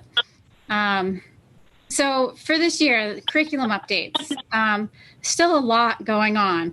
And a lot going on with a lot of other stuff going on. So it's been a little bit of a wild ride, but we are still in the process of the second year of our new math curriculum. I always go by the idea that having the online platform this year is probably being utilized more than we ever have. And so having the training last year and the support of that and the implementation of that last year, and it's a common platform that teachers can use for math, they can use for reading, can use for science, is a win that we never could have predicted, but enables us to have that resource available. We also, for the first time in the district, have brought Lexia in, K to 5 for every student. It is a very strategic program that is designed to accelerate learning. It's designed to create an independent learning program. It will be directly connected with our work when we get our benchmark data to sort of link the two of those and see who we need to target and sort of make sure that we're seeing the growth in students as one more data point. This year is the first year that 6th grade is officially teaching ancient civilization outside of a pilot. So that was a big sort of adoption, and thank you to the school committee for approving that in the budget. We do have an online platform for that learning environment, and we have new textbooks this year that students are using that are directly aligned to the Massachusetts frameworks. So that's a nice update. We're also continuing to work on our 5th grade social studies using a one of our, what I'm going to refer to tonight as instructional technologies. Steve Pello and I have always been sort of, over the last 6 years, looking at this balance of what is a textbook and what is instructional technology. And I think this year has forced that conversation to really look at the divide and look at how we budget and look at where things are put into the budget. So Jill and I have met, and Steve and I have talked over the years to just try and sort of streamline those things. There are actually a lot of technology resources that I manage completely, and Steve has nothing to do with other than generating a PO. And so looking at where do we best align those resources in the budget. One of the things that kind of came in late this year that's exciting is the third grade social studies textbook. That we purchased a brand new Massachusetts Our Home book, which aligns to all of the changes that have happened with Plymouth Pawtuxet. And this year we have an online curriculum with it, free for 1 year with the first year of adoption. So we may be looking at year 2 of that based on where things go, but hopefully we'll sort of jump that bridge when it comes to us. But it's nice to see that a text that we were using that was really out of date, we were able to update and provide that online resource that we wouldn't have had otherwise. Then we'll continue sort of our curriculum mapping project as we can. I believe 100% with what Pete said. Our teachers are bending over backwards right now to do everything they can to get things done to support the students. And adding one more thing on their plate is something that I feel like we all need to sort of figure out what we can do better at this time and what needs to be our primary focus. To that end, a huge amount of effort and work has gone into the teachers to embody the social emotional curriculum, to adopt it, to implement it, to support it, to use it with the students, to create the common language. We've been able to buy additional resources as we have extra teachers and grade levels and different teachers supporting. There's been a ton of additional resources that have been purchased throughout the district to make up for the extra sections and the extra sort of cohorts of students. But so that's kind of exciting to sort of see that in place. And then the Parent Academy resources for hybrid and remote learning is a website that Dave Murphy worked with me to help develop. And it was, the idea was that in the spring, when we went remote, everything and anything was free. And if we were going to go into the fall and still have a hybrid model or a potential remote model, I felt that it was my job as the curriculum coordinator to have a resource that would fit ELA, math, science, and social studies, and social emotional K-6. And so in essence, that website embodies sort of a balanced approach to make sure that everything is covered under whatever circumstances we were. And it's also got some resources in there too, that if you're a parent and you have a quarantined child in your home, you may have some stuff coming in from the school, but you might also be looking for additional resources. So ideally that gives you a place to go and how to log in, how to access. They're high quality, they've been vetted, they don't have advertisements in them, and they reach a variety of resources and a variety of level of engagement for students. So that's sort of that piece of that. So that's everything that's happening this year. And then we go into the future, and that's what this budget is really looking at. One of the biggest things that we have to start thinking about is that the Reading Street ELA curriculum that we've been using since about before I got here, so I think about 8 or 9 years ago was when that process started. It is sunsetting after next year. I have some language from the publisher about the fact that they no longer have their rights or permissions to continue to provide the online platform for it. So we are in a little bit of it's going to disappear. And we need to look to move forward. But I also feel so much excitement in that because I feel like the teachers have been asking for this and looking for this and wanted to do this for years. And it's an opportunity for us to have that conversation and build and grow as educators. They see a variety of different ways to teach students, and they want resources that support that. In some ways this year, we are back to Reading Street because we're looking for that online piece. Where we're still trying to sort of move forward with more of a guided reading protocol with a reader's workshop model of instruction. So that'll all be part of that. But those are big numbers. The number for Plimpton isn't that scary. But when you look at $500,000 for a district-wide curriculum implementation. I did pull the numbers from 2013, and it was about $300,000 for the district with a $50,000 annual cost around that. So it's not too far off, but it's something that I think you guys really need to be aware of, because I will propose to do a split of that so that half would go into next year's budget and then the half would go into the following year budget. And we would do a June and July purchase. So we would be able to do a full year implementation, but stretch it over 2 budget years. So I will always propose that. We did that for science. I proposed that for math. Sometimes it's not what you guys want to do, but I at least share with you those options for numbers and want you to be aware that that is coming down the road. In addition to that, these are some things that are fiscal year 23. Our subscription for our science curriculum is going to end. But again, it's something that if you look at where we are in science now and where we were 6 years ago, we're in a very different place. And I feel like we have a lot of work that can be done with writing our own curriculum and our own units, using some of these instructional technology resources that didn't exist 6 years ago, that are really effective for teaching elementary science education. They're dynamic, they change, they evolve, they update. Each year they're a little different and new. So it's kind of exciting to see. Definitely need to talk about 4th grade social studies. It's been a struggle to try and find something that aligns to the Massachusetts frameworks, but it is a project that is in the background that we need to continue to work on and focus. We started moving backwards. We got 6th grade social studies, 5th grade social studies. Now we're going to 4th grade social studies. We sneaked 3rd grade in there because it was an easy fix and we knew what we wanted. But it's a process of continuing to move backwards through the grade levels to get those aligned. And not that they're not aligned, but to get a more of a formal written curriculum for them. And then this is sort of that new piece, which is that instructional technology. These are all of the instructional technology resources that pandemic year, not pandemic year, I feel very strongly that we should sustain as a district. IXL has become a strategic practice tool that we've used throughout the district. I can, if you're curious at some point in time or want to send me an email, I'm happy to share the amount of usage of that, but it's astronomical. It's in the millions of problems practiced and skills and proficiency. And it's become something that teachers are really confident with and they utilize, and we can see the growth in students with it. You're always going to have students who love it and students who don't love it, but it seems to be an effective tool that works for our district and works for Dennett. Melissa, I have a question about IXL. Yep. What curriculums are we currently using IXL with?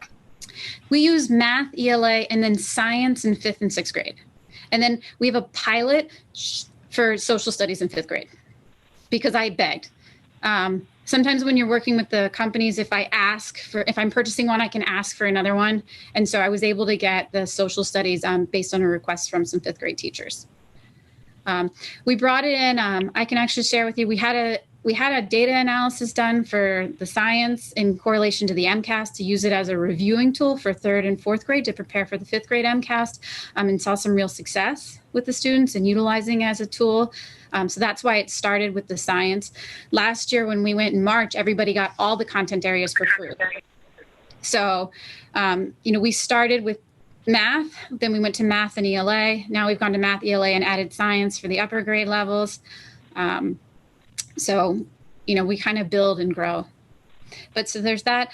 Typing Club we brought in as a universal keyboarding tool for students this year. We've been using a bunch of free different versions of that. But again, just trying to get kids out of advertisements and out of websites that are free and into paid versions that we have better data, we can track, we can look at student usage, we can look at the effectiveness of it. Mystery Science is a great tool that teachers love. Lexia is a powerful tool that we will continue to build and grow capacity as a district. I'm going to do a training tomorrow at the PD Day on it, and I hope to utilize it as a way for us to target students that are struggling. We've had it in the district for at least 5 years, but only as an intervention tool for a small population of kids, maybe 20 students at Dennett. And now we have it for all students K to 5, and we have the ability to utilize it with 6th grade if needed. And then Newsela is our online platform for articles that are adapted to different reading levels and call all content areas. And we have a district-wide subscription to that. And it is primarily used in the written curriculum that we wrote for 5th grade social studies. And then second step for 6th grade is an online annual subscription.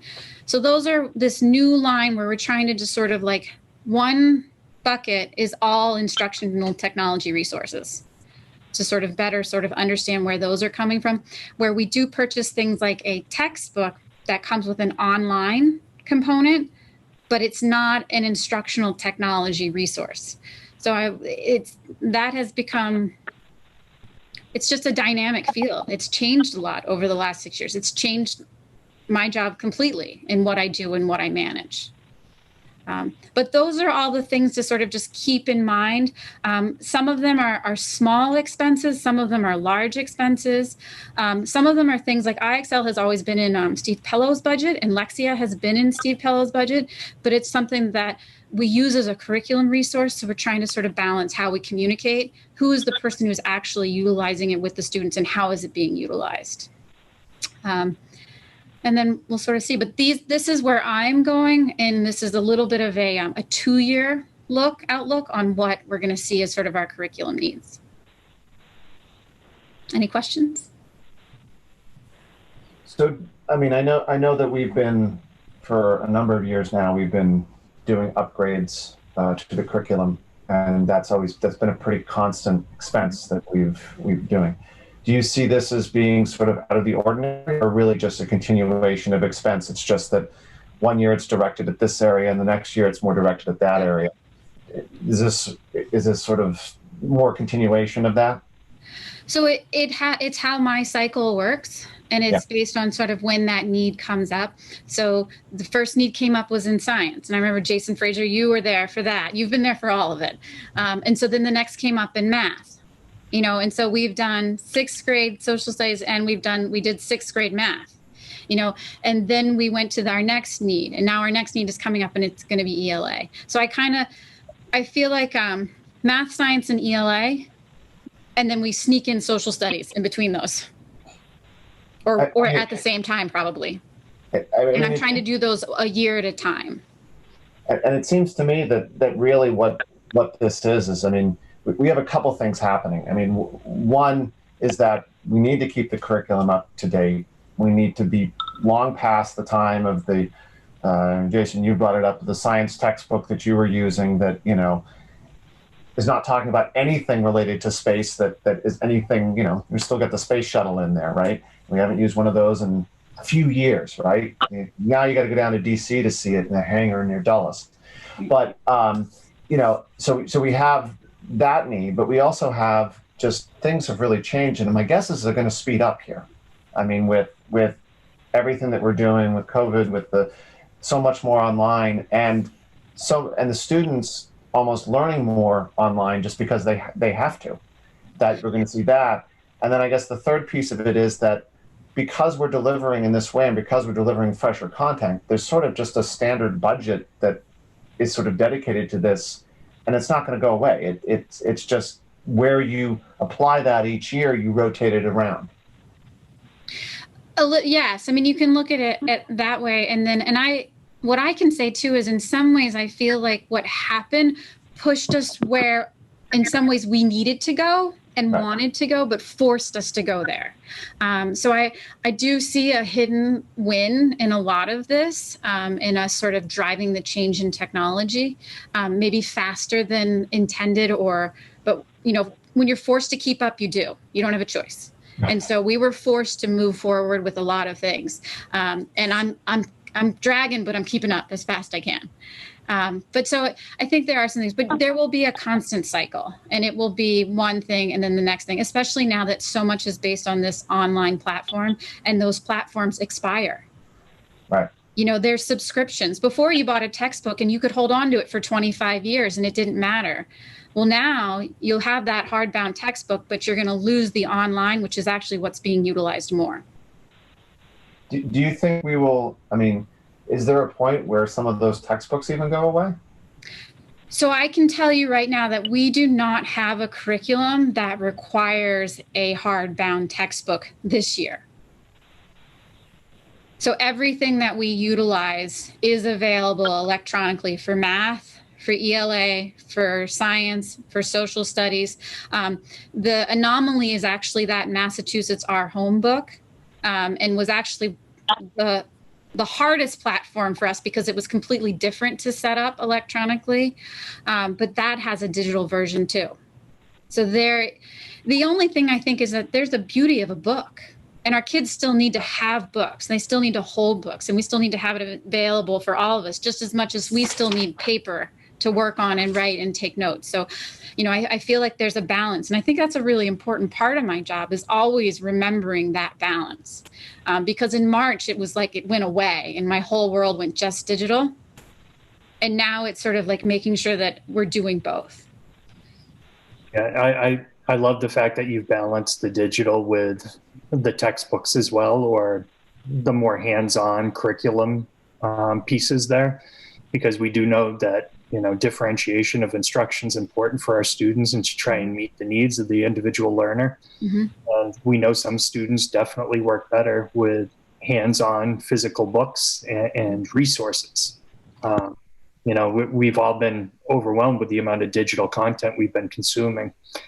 So I'm sure the kids appreciate being back in the classroom and having that option of putting hands on an actual textbook, or, having the option of the digital. So Melissa, I fully support you looking at curriculums that would allow us to have either or. Mm-hmm. And I know in a lot of situations, the cost isn't that much different, even if you get the book. No, the publishers know what they're doing. They very much, it's like, I know one book was like $75 print only, or $79 for the print and the digital, so it's sort of where they are. But and I see, like Liz Goodman made the point too, like we have to plan for the environment that isn't electronic. We have to have that available too. We are going to have those students that don't have the access or the availability or the, whatever it is, attention, or a vision issue, whatever needs to be, we have to be able to balance both of them and have it available to do whatever makes sense at that point in time. Yeah. And you were talking also about how some of the resources were free during the spring. What I don't think a lot of people realize is both Comcast and Verizon actually spiked everybody's bandwidth in the entire state. And it's something they did at no cost to individual families or students. And I think we're kind of seeing some of the effects of them not having that in place as we're in the hybrid learning. We're probably even seeing it with our call tonight, not being as smooth as some of the ones we had back in the spring. So that is something we're trying to work with Comcast and Verizon to kind of bring it back up for us, to give us another shot at some free bandwidth throughout the Commonwealth until this is really over. And just a note on that too. I mean, when I had two boys going back to school this fall, I went and looked, and my plan was only 2 years old, and the amount of, and I thought I had the top end of the bandwidth. I wasn't even close. So and it wouldn't cost me any more to go up 3 times the bandwidth. So it's the other thing that people need to remember to look at it out there, that there are ways to do that, but you also just have certain technical issues that you can't deal with. And I think, Melissa, to your point about having a book, you could have an issue with a student where they just can't get on that day, that something's off, and waiting for gone are the days of calling and getting the repair person out within a couple of hours. It just isn't that way. So you could be a couple of days out waiting for the repair to come, and the student needs to be able to do something during that time to not fall too far behind. So it's a good balance. And the teachers at Dennett, I mean, we see it when you walk into the school. There's a table at the front with all the things to pick up and take back. Like, I mean, that's the balance of this, is that there still has to be that transfer of materials from the school for those students that need it, and to provide that feedback to the students too. Very good. Any other questions? Melissa, thank you. Steve. So, our next Yes, our next up is Steve, but thank you to Melissa, as always, for her hard work and for her ability to summarize the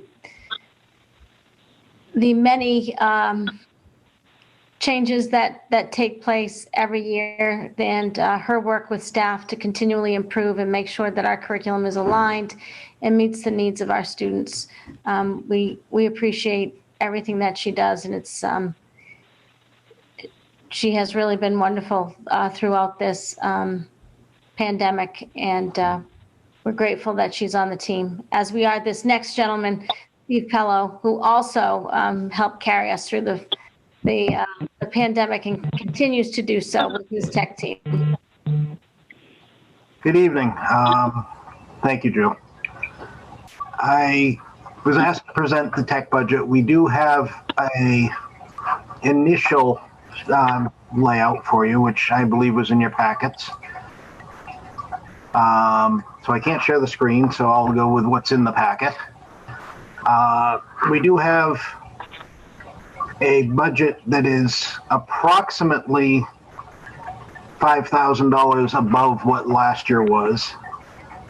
If you go down to the second page of the sheet I shared, it shows you what we have added based on the items that we purchased both for COVID-related learning, such as Power School, Parent Square Forms, Meet Enterprise, and Schoology. Under technology management, we do need to now start paying for our phone system support. It's aged out of the initial warranty that we got. For right now, there is zero increase in supplies and repairs and zero increase in the technology hardware. One thing to be aware of, though, last year's initial budget request was approximately $79,000, but the town did ask us to cut that by approximately $20,000 and fund it with money that was left over, I believe, from vocational tuition. So although in reality we're only seeing about a $5,000 increase, it's going to look a lot more because we did take money from last year. One thing to be aware of also is it's in flux. We're still waiting for some numbers to come in from vendors that when we reached out and said, what's it going to be next year? They said, are you kidding? We aren't even there yet. Going forward, we will also be asking the school committees to look at potentially adding another technician. We are seeing, well, in the first month, we saw more than triple our technology support requests from the previous year, which was to be expected, especially with the hybrid and the remote learning. But the number still continues to be high. In the last time DESE actually made a recommendation, they were suggesting having one technician for every 400 devices or so that you have. With the addition of the Chromebooks, with the addition of everything K-12, we're going to be supporting over 10,000 devices by the time the year is out. And that's not just laptops and computers, that's servers, that's phones, that's security cameras. It's everything that the technology department does support. So obviously we understand we live in the real world too. If the money's not there, it's not there, but the need will be there, and we will be at least asking for it to be considered as we move forward. For reference, Dennett right now in the budget has a 0.2 technician, so that's approximately 8 hours a week for tech. Everything else, though, it's we're doing well. As was mentioned, the laptops are there. They are out to the staff, and that's great. I do believe, as much as I'm concerned about being able to support them, that they really are a critical piece of equipment for the staff to have, especially should we go full remote. But even right now, just not being in the room, being able to have your computer where you go is huge. Jason, you were? Yeah, Steve, you know I'm one of your biggest fans, and I have nothing but goodwill for you and everything you've done for both Dennett and Plimpton at large. I would say I understand why you would like to go to all the towns in request for an additional staff member. And I think as a Dennett and Plimpton School Committee member, I would support an additional 0.2 tech person right from our budget in order to support the amount of infrastructure we have in our building and the amount of devices we have in our building. And also to help those teachers with some of the new devices that we've just brought online. You ran a very tight budget, very much like Peter. I think you guys went to the same budgeting school. And sometimes I get a little nervous that you play it so tight to the chest, that there's not enough wiggle room. And, you've been doing journeyman's work, and so is your department. And I don't want you to be afraid to ask for exactly what you need to make sure that our kids have what they need and the staff have what they need, and you and your team have what you need in order to be successful. Thank you. Yeah, I fully agree with that. And I know, Steve, when we talked about, bringing on the laptops and going through that whole discussion, I said that I was fully in support of, getting the staff that you need, particularly since this is pretty trying times. And my guess is that, we give all this technology to help get through these times. I can't imagine that it's all going to get pulled back when everything gets better. I mean, we've moved to this newer place, and there's going to be more technology utilized by the students, by the staff, in however we're teaching in 6 months or a year or 2 years from now. So, you certainly have my support for that. And, I think it should be put forward, and whatever we can do to help support that from Dennett's perspective, both from your perspective with respect to what you think we need in the building, and Peter's as well, and the teaching staff. You helped support bringing the laptops in, which is a great thing to do. It was the right thing to do. And we need to support that going forward. And this is one of those areas that I was sort of alluding to, that we're going to take on some incremental costs, but it's to make sure that our teachers can get their job done. And that only benefits the students. So, we're happy to deal with that.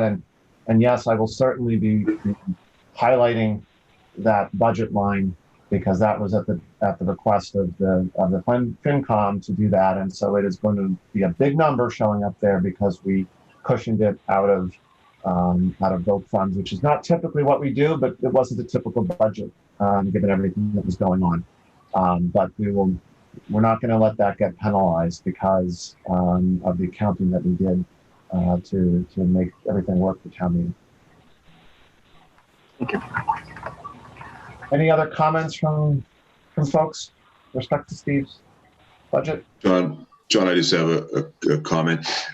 Steve, great to see you again. I will echo my same comments that I had with the Silver Lake meeting, that you and your team do an unbelievable job, and definitely, like I said, at Silver Lake, put in what you need. The technology piece here is not going away. I fully support the extra person, just like I said at Silver Lake. So I can't say enough that we thank you for all you do and your team, and definitely put it in there what you need, so people know what reality is going to be going forward with the technology. It's, just like John and Jason said, it's not going away. So, but you have my full support. So thank you very much. I appreciate it. Thank you. I'll echo that. The same thing Mike just said. Technology is great, and we've just added a ton of it. And if it's not working properly and can't be maintained, it's all useless.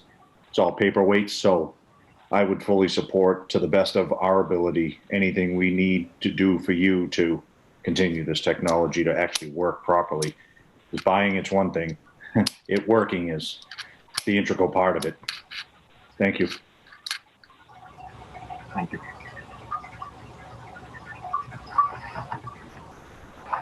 Thank you.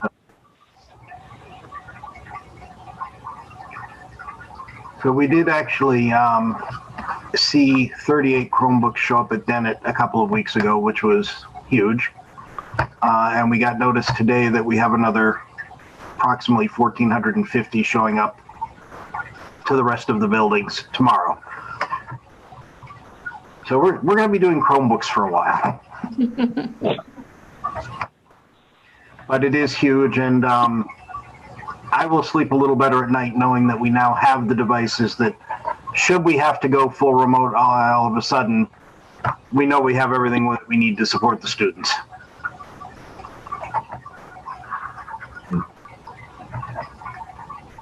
Any other questions?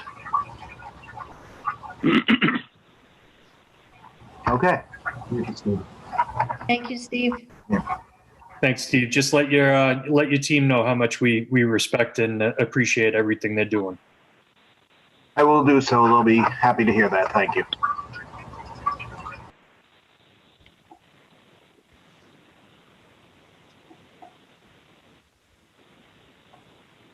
Okay, should I move on to the next item? Floor is yours. Okay, thank you. So I also put the organizational chart on the agenda. I apologize to the chair. We called it different things, but we were thinking alike. I just wanted to ask one question. Do we need an alternate for the negotiating team? That's the only question I have remaining with regards to the chart. We have John and Mike on the negotiating team, but we don't have an alternate listed. Is that acceptable to the committee? I'll toss it out there. I don't think we need to, unless others really want to have their name on the list again. I mean, I think I think it's kind of hard to come into discussions as an alternate. And, if one of us for some reason can't make it, we update each other on and we keep moving forward. So I haven't seen an issue so far, so I'd leave it.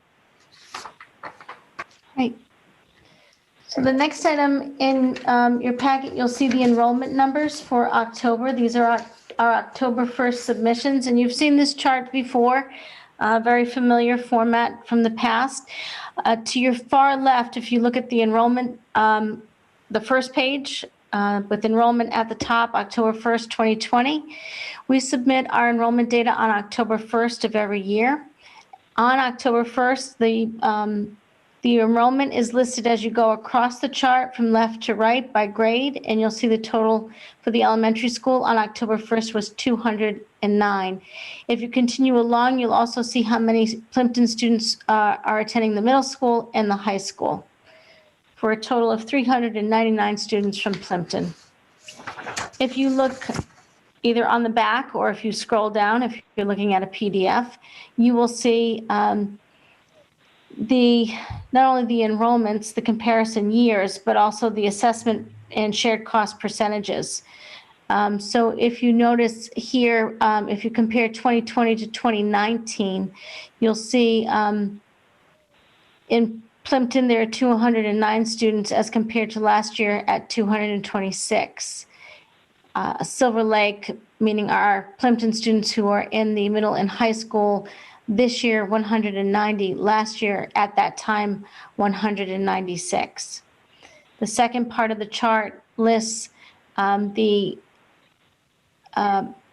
assessments, the upcoming assessments by town, and you'll notice that Plimpton has decreased by 0.2, whereas both Halifax and Kingston have both increased by 0.1. And then if you go to the shared cost percentages for 2022, Plimpton is down 0.6 of a point. So that is your October 1st data. But because of the unusual nature of this year, the state collected and asked us to provide additional data. And so there's another chart in your packet that kind of goes over some of these figures that the state is paying attention to. If you look to the far left, you'll see the town, but it's not a clean chart where you can just kind of read right across. So I'll kind of take you through some of the data. For Plimpton, at the end of last year, there were 223 students enrolled. The actual enrollment as of October 1st, this isn't our end of the year data, is 209. So when we submitted this report, and Dave Murphy submitted our data for us, what he's doing is he's comparing our October 1st enrollment numbers with last year's numbers. And so that's, well, when we talk about the next few pieces of information, that's important in terms of how we interpret the data. So at the end of last year, FY20, we had 54 students enrolled in grade K. In FY21, we had 30 students enrolled in grade K. So we are really just comparing numbers this year to last year, but that doesn't necessarily mean that the principal, for example, may have been expecting even more students enrolled in K based upon notices from parents or local information, communications of that nature. This number is purely just based on last year's numbers, even if the population increase was more than that. The comparison is just to last year's numbers. So when you look at FY21 redshirting, meaning parents who kept their students out of kindergarten this year, it will only show as 2. Whereas the reality may be in some of our communities, our principals have told me that it's actually much more than that, what they were expecting. So in FY21, our largest decrease in enrollment based upon this method of comparing this year with last year, it appears to be kindergarten for Plimpton. We at October 1st, we had 0 homeschool in FY20, whereas this year in FY21, we had 7 in homeschool. And then the FY21 number of transferred out to homeschool, this is interesting because our number for homeschool is 7, but our transfers out are 6, I believe, if my contacts are working properly. So, yep. Can you just, for anybody who might not be familiar with the vernacular, just explain the difference between homeschool and a fully remote student who's still enrolled? Sure. Homeschooling is something where the parent or I'm at a loss for the proper word for it, or an organization takes a separate organization, similar to like a collaborative, might take responsibility for the education of a child. So sometimes the homeschooling occurs on an online platform. Sometimes the homeschooling occurs with a parent. Sometimes the homeschooling occurs with a group of parents that is separate from the school, as opposed to remote schooling that's being provided by our school district, most typically through our own educators, although there are a few examples at the high school where we've had to use a third-party platform for some of our students who are remote, but those students are still considered enrolled in our schools. So that's the difference between homeschool versus remote. And this FY21, the number is 6 because we had planned on 6 of these students actually being enrolled in our school. And what ended up happening is that they ended up deciding to homeschool. And that's why they're considered transferring out in that number there. The second segment of that chart, if you go down again and look to Plimpton, we have the total number of students attending private and parochial schools last year was 2.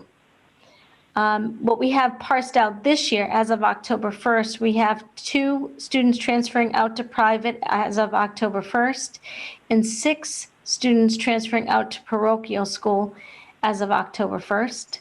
We do not have our charter school numbers. We typically do not get those until later in the fall at best. Those are numbers that we need to request and obtain from the schools, so they don't come in as timely as some of the other data. So we do anticipate and plan to provide you those numbers as we have in the past as part of our budget presentation, but we do not have our charter school numbers. And I apologize for the unusual nature of this data, but I thought given the unusual nature of this year, I thought it would be important to speak to some of the data that had been collected by the state and what it may or may not mean. In terms of numbers. I do know that the Mass Association of School Superintendents is concerned about the number of students who may be redshirting in kindergarten, the number of potential students who may be homeschooling or going to private schools as a result of what's happened this year with the pandemic and the ability to safely educate our students in person.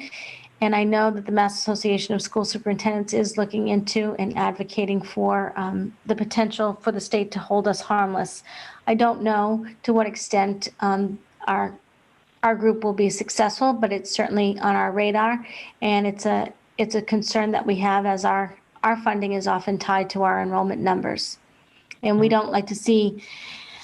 If we can meet their needs, we'd love to keep our students here to the best of our ability. Now, with that said, different students have different needs, and we recognize that. But we want to make sure that for those students whose needs we can meet here, we continue to do so. So that's our enrollment number for this year. I'm happy to try to answer any questions you may have. So do these numbers fully address kindergarten? I don't think they do, because what they look really low to me compared to what we were talking about in the spring and even the summer. Right. I think you could see probably maybe a bubble year next year, especially if we're fortunate enough to have a more normal start to the school year. I think you might find yourself with a larger than normal kindergarten class because of parents who decided to keep their students out for 1 year, hoping that it will be a different circumstance next fall. So a distinction there between we're gonna wait a year to go into kindergarten versus we're gonna pull the child out and do kindergarten at home. Right, there is. Okay. There is. So you sort of have that option, and that's probably where we have the disconnect from the numbers that we were expecting. There could be some of that, although there could just be some people who aren't captured in this number because the comparison is to last year. It's not a demographic number or a census number where we were anticipated X number of kindergarten students, regardless of how many we had the year before. It's really truly just based on numbers from last year. And as you know, you can have fluctuations in your populations, even during non-pandemic times. So we would anticipate some. I would imagine that next year's kindergarten numbers will be different. Jill, could I interject for a moment? Yes. So we were looking at those numbers because we were anticipating about 42 in kindergarten this year, and that number has reduced down to 30.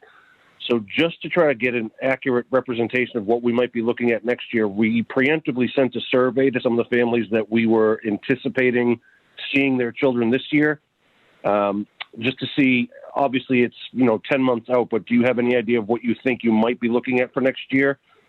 We wanted to try to get an idea. Are people going to come back and send their children directly to grade 1, or were they intending to possibly make our K numbers a little bit larger than next year? So we're trying to gather that information right now. Okay. Thank you. Because I thought we were notionally, as we went through the budget planning season, the extended one, we were notionally up around 235 or so from just for full enrollment. So we lost, we're still up from where we were, but we lost a good chunk, and not all to. Some of that you can account for in numbers, but some of it's missing. So yeah. All right, that's good. Thank you. Our next item is an update on our MASC retreat and next steps. And on October 7th, the school committee and I participated in an MASC retreat with Dorothy Presser. The focus was on the roles of the school committee and the superintendent, and we started discussing norms and protocols and expectations. Our next step is a meeting with the 4 school committee chairs to discuss potential next steps, including setting norms, communication expectations, whether or not there's an interest in additional training with MASC, establishing school committee goals, and the review of our current protocols. So I appreciate everyone's participation, everyone who was able to participate in that. It was certainly very helpful to me as a new superintendent, and I'm hoping that the school committee members also found it beneficial, an opening conversation for us all. Any questions on the MASC presentation? Okay.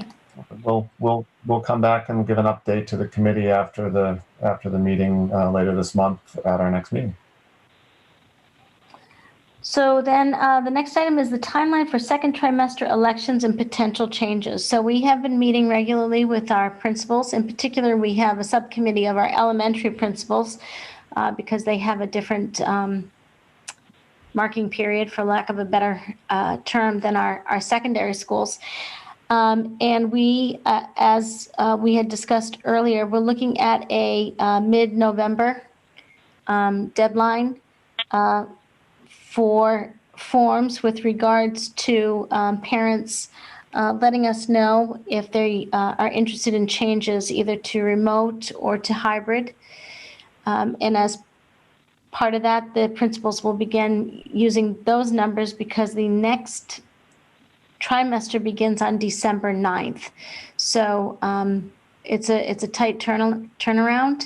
I think probably our biggest concern is if there are large numbers of people returning from remote, what that will look like in terms of space and feasibility. And I know that one of the things that Pete has looked into and has started to examine in case he does have an influx of people returning from remote to in-person is expanding the Wi-Fi capabilities. In particular, if the need arises for the cafeteria. So he's currently working on that as a potential solution should that be the case. But we don't have numbers to work with, so we're just trying to anticipate possible fluctuations. We have, until we send out those forms to the parents, and the parents have a sense of where we may be with regards to the pandemic at that point, we're really, we don't really know what all of our needs will be for this next trimester. And if I'm correct, the challenges are with a couple of classes. It's really those couple of classes that are right at the edge of capacity that if you could only have a kid or 2 kids come in and all of a sudden you're out of space in the classroom.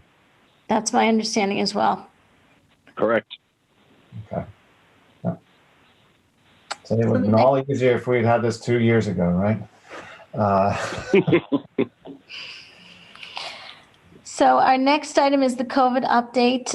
We do have protocols in place, and you may have noticed some of these protocols, although fortunately the Dennett has not had any positive cases to date.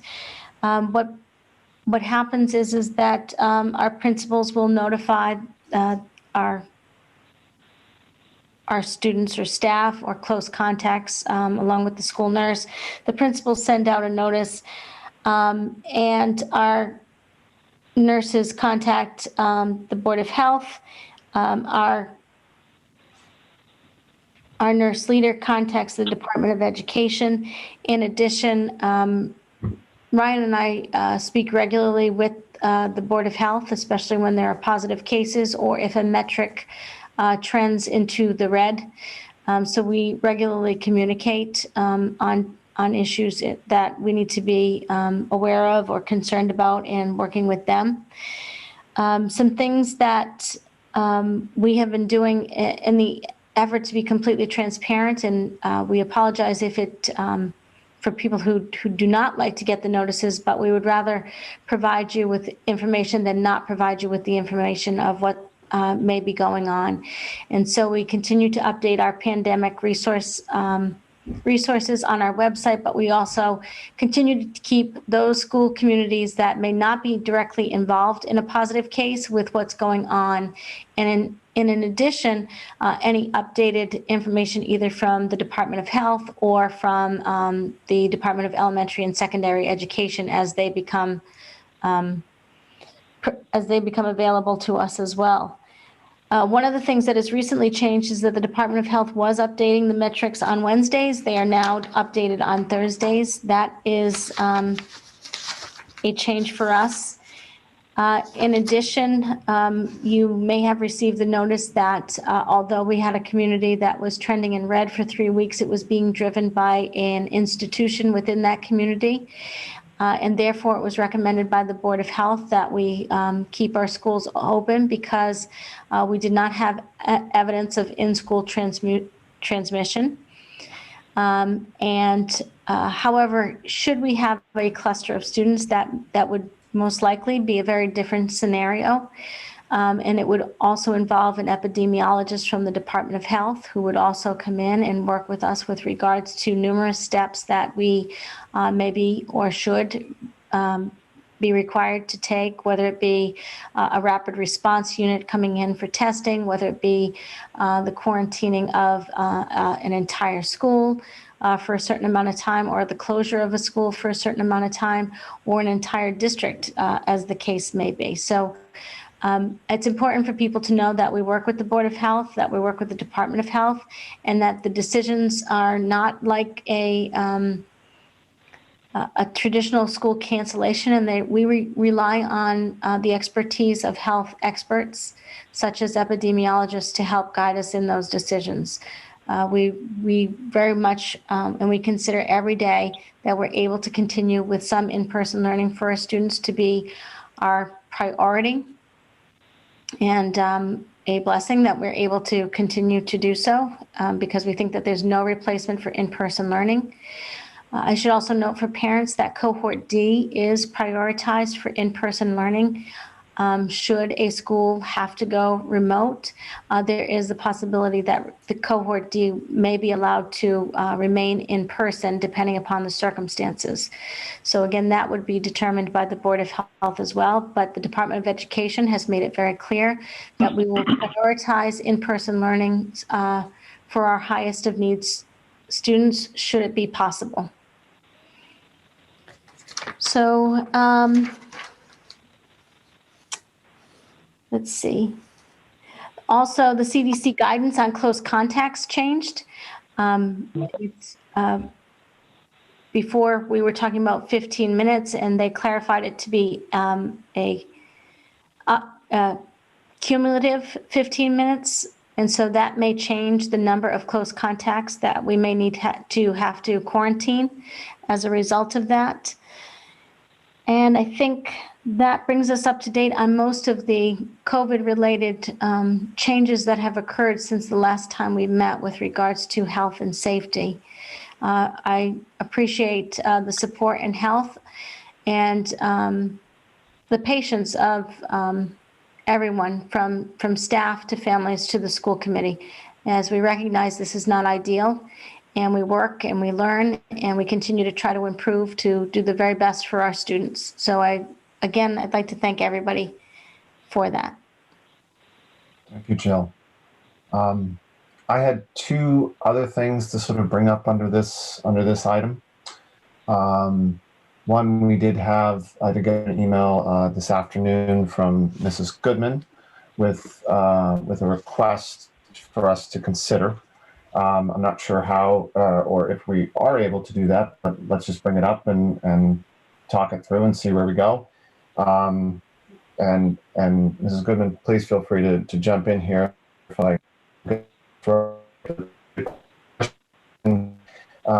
came up regarding Thanksgiving and the Monday, Tuesday in person that week, and whether there was any possibility of us being able to take that in-person time and make that remote, thereby providing the staff with the potential opportunity to do some quarantining and testing ahead of the holiday. And I think that also would be the same for Christmas week. So I'm not sure, given how the state is working right now about whether we are in person versus remote, as to whether we have full flexibility with that. And I'm also not sure what people's thoughts are on it. I honestly haven't had too much of an opportunity to think it through, but there does seem to make some sense there. You know, and I would even say that, you know, there's a fair amount of sense we're seeing from some of the higher education institutions where they are sending people home at Thanksgiving and not bringing them back until after the holidays, just because of the, you know, desire for folks to be able to get together with family. So there's a lot of different ways to think about this. There's a lot of different things going on, but I'm going to just stop there and see if folks have any thoughts or comments. So John, this is Dan. I'm sorry, Jim, go ahead. I just wanted to ask a clarifying. Are we asking for remote from the week before Thanksgiving all the way through Christmas break, or just those 2 days? The 2 days was the specific request. Okay, thank you. Yeah, I was putting that out there as an example of some of the other ways that is being thought of out there. And let me just clarify that point of between Thanksgiving and Christmas. In some of the think tanks at the state level that I've been part of with trying to bring our kids back to school, there were some districts way back in September that were considering what it would look like between Thanksgiving and Christmas, especially with the state travel advisory. You know, how could we manage to tell people they can't go to certain states and then not come back to school without a COVID test? But with the way that we're currently seeing success with the schools, and thank God so far we're not seeing major transmissions within schools. A lot of the districts that had considered that have taken it off the table and are not even thinking about it. They're trying to get as many days in person as possible before we have to shut down, if we ever even get to that point. So I know a lot of colleges and universities are still planning to do that. A lot of those kids had to buy plane tickets to be able to get back home, you know. So I do know there's people concerned about after New Year's and after the Christmas holiday. I mean, we're going to keep running into this, and I don't know exactly how to meet the needs of everyone and trying to be able to be safe and go visit their family and, you know, try and keep our kids in school in person as much as possible. You know, I hate to say it, but I think that's going to have to be a personal decision where people might need to take some personal days in order to make that happen. I know I told my parents they can't come visit me for Thanksgiving this year or Christmas because there's no way I can guarantee my safety for them. It's terrible that we're in this conundrum, but I'm in the classroom 5 days a week with students, and I see the benefit right now to those students every single day. And I don't know if we can ask that of our families right now, to take 2 remote days when we potentially might have to be remote at some point, and we're not there yet. But that's my feeling on it. No, it might not be the most popular, but that we can utilize personal days potentially for that. Which, I mean, if enough people do that, it might force us into going remote for a couple days. But I think we need to be really, really careful when we pull the plug on things right now.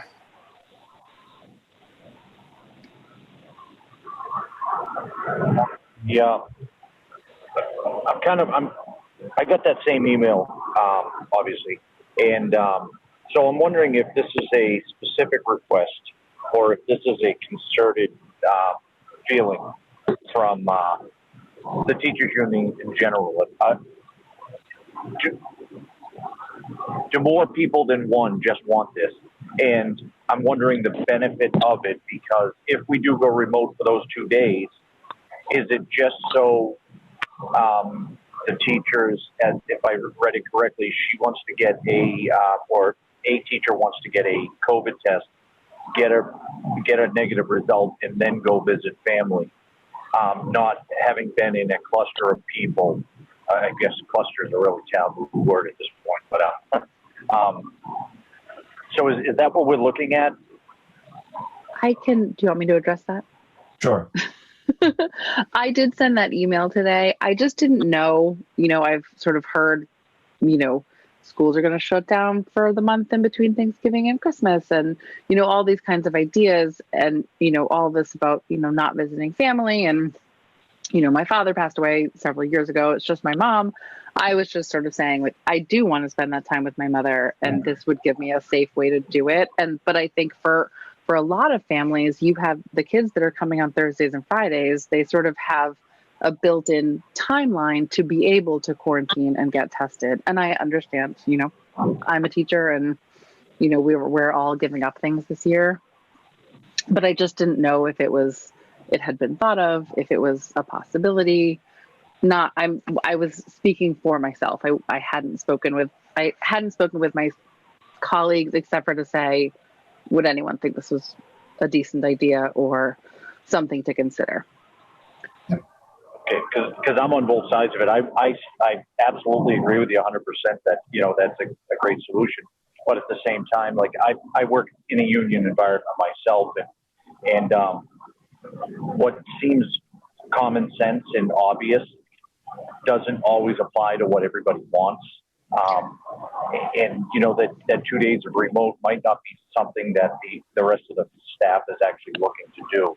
So I'd hate to push it forward and put it on all the families that weren't planning on that, because that 2 days of remote could cause parents to be out of work for 2 more days. And it's already a massive financial burden on all these families to begin with. And some families, I know several that are only back to work part-time when their kids are in school.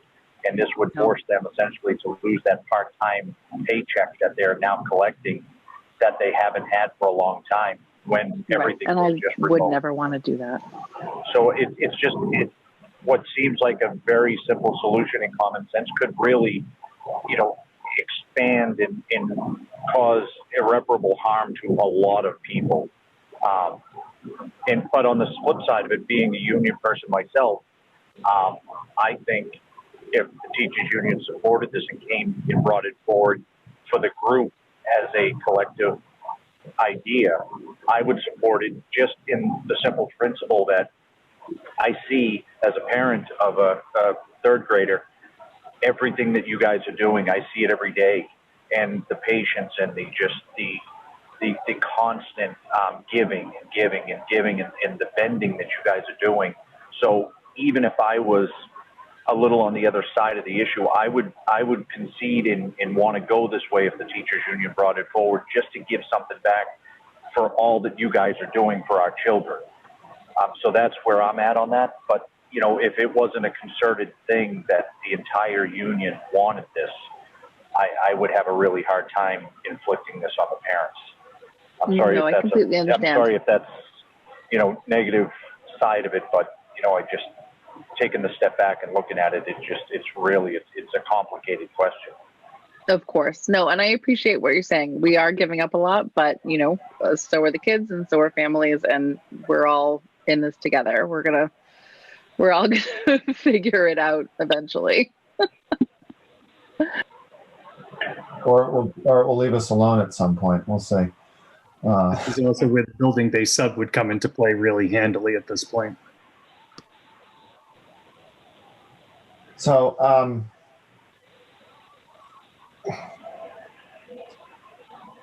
not, from my perspective, I again, there's a lot of logic to it. I guess the playing devil's advocate a little bit on the other side of that, on the coming back to work, there's now we have a limited, only a few days, and then we're going to be asking people to come back into the classroom, and depending on what happens, depending on the celebration and who attends, and if did everybody have a COVID test there, or did they have a test and it wasn't positive yet, but it is, and then are you adding the increased potential for bringing it now into the school? So I think that's another piece to think about it. I think it's, I think it's good. It's great to bring things up like this because no, we were not going to talk about this tonight. It is not something that was sort of on the radar screen.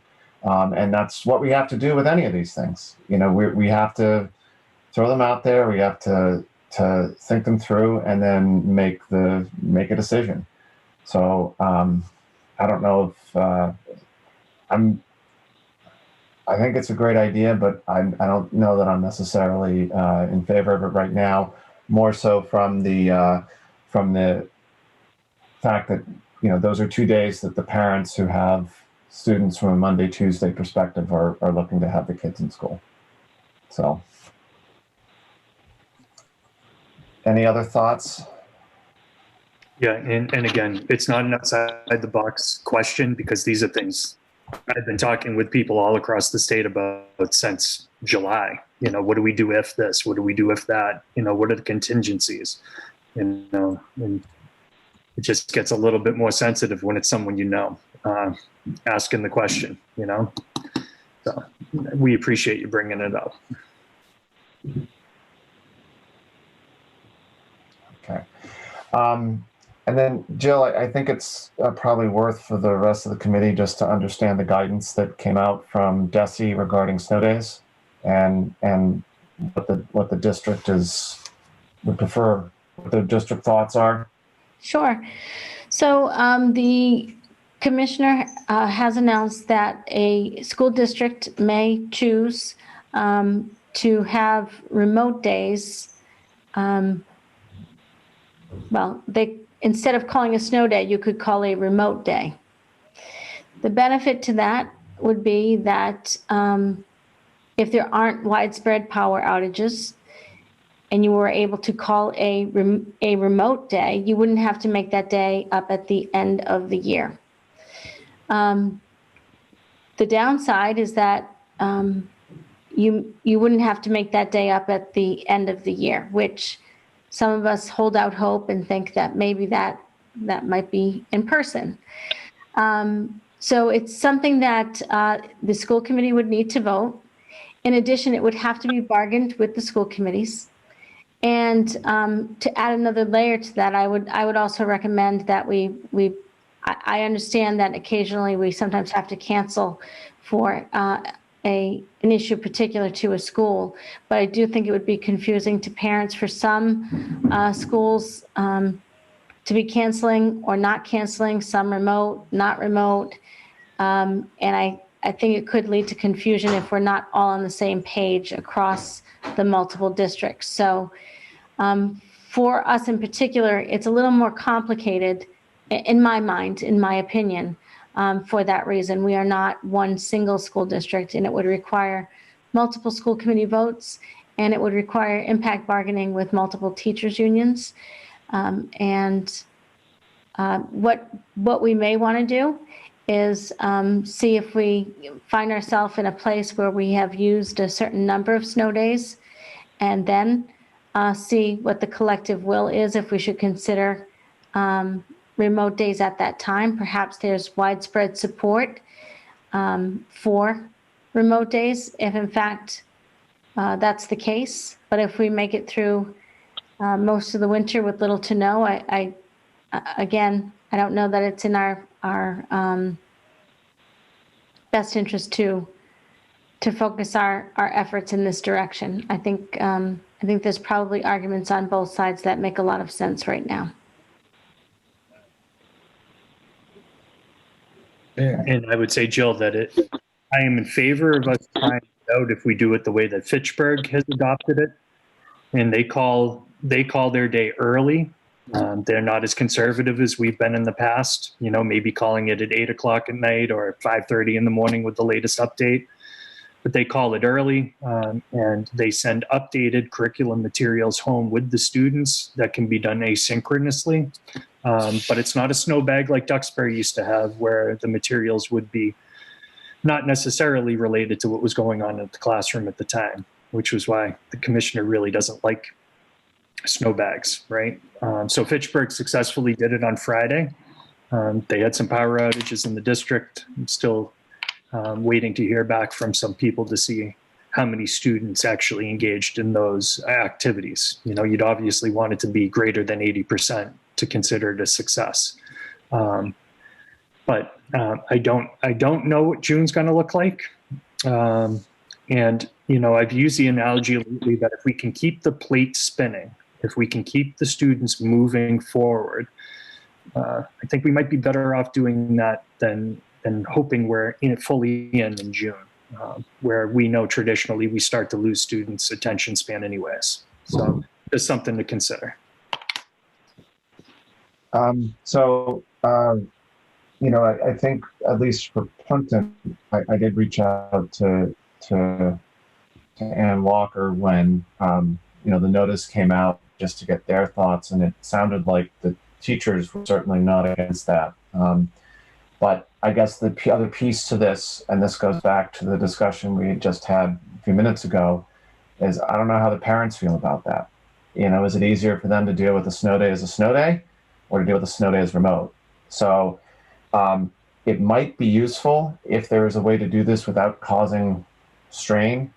And Peter, I'd look to your judgment there, is as we're sending information out to gather information about perhaps even what they want to do for second trimester, is whether we want to get some input from parents about whether they think this, that say no, not only commitment, but that, you know, if we were to look at that in the future, is this something that would be interesting, you know, be useful or of interest? And if we get a resounding, you know, back from the parents, no, please just leave snow days as snow days, we now have enough information to make a reasonable decision. I wouldn't feel it's necessarily good for us to make that decision without getting some input from the parents. So if we have that opportunity, that's what I would suggest, and we can look at it again at a future meeting, or see what the winter brings for us.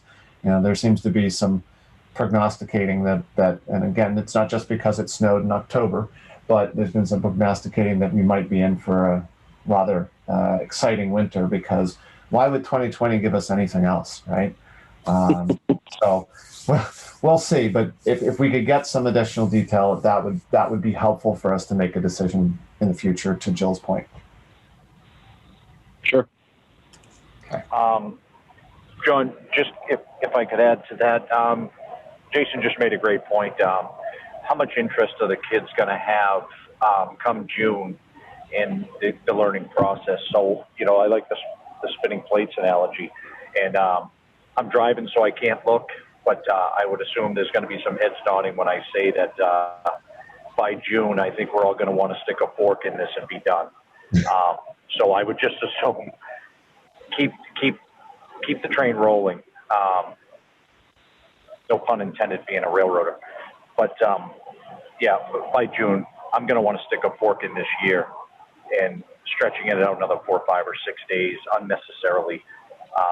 As much as I value the idea that 6 extra days in person, but how much of that 6 days is going to be of value the third week of June? That's kind of how I feel. Okay, so and there's a comment made about it depends on how severe the weather is. I mean, if we're going to have a huge storm where we're likely to lose power, because of course we know that never happens in Plimpton, that would probably be a snow day. Even if this was a policy, you're going to have to make that call based on the type of weather that's coming. But why don't we see if we can gather some more information, and we'll see where that takes us. Okay. Jill, your last item, and then we're going to finish up with Peter. I am all set because I took the budget timeline out of order before I introduced Melissa and Steve. So I guess it's back to Pete. So I'll just say one thing. I am going to reach out to FinCom in the next week or so. One of the things I'm going to ask, and we'll see whether they're amenable, is whether they want someone to join our meetings as we go through the budget process. I think that could be very useful, especially considering that it's not going to be another normal year. And so we'll have to, I think it would be good to have some additional feedback and be able to get some more real-time feedback back to FinCom rather than us jumping on Zoom and march for 20 minutes or a half hour. I think we're going to need to have a lot more discussion.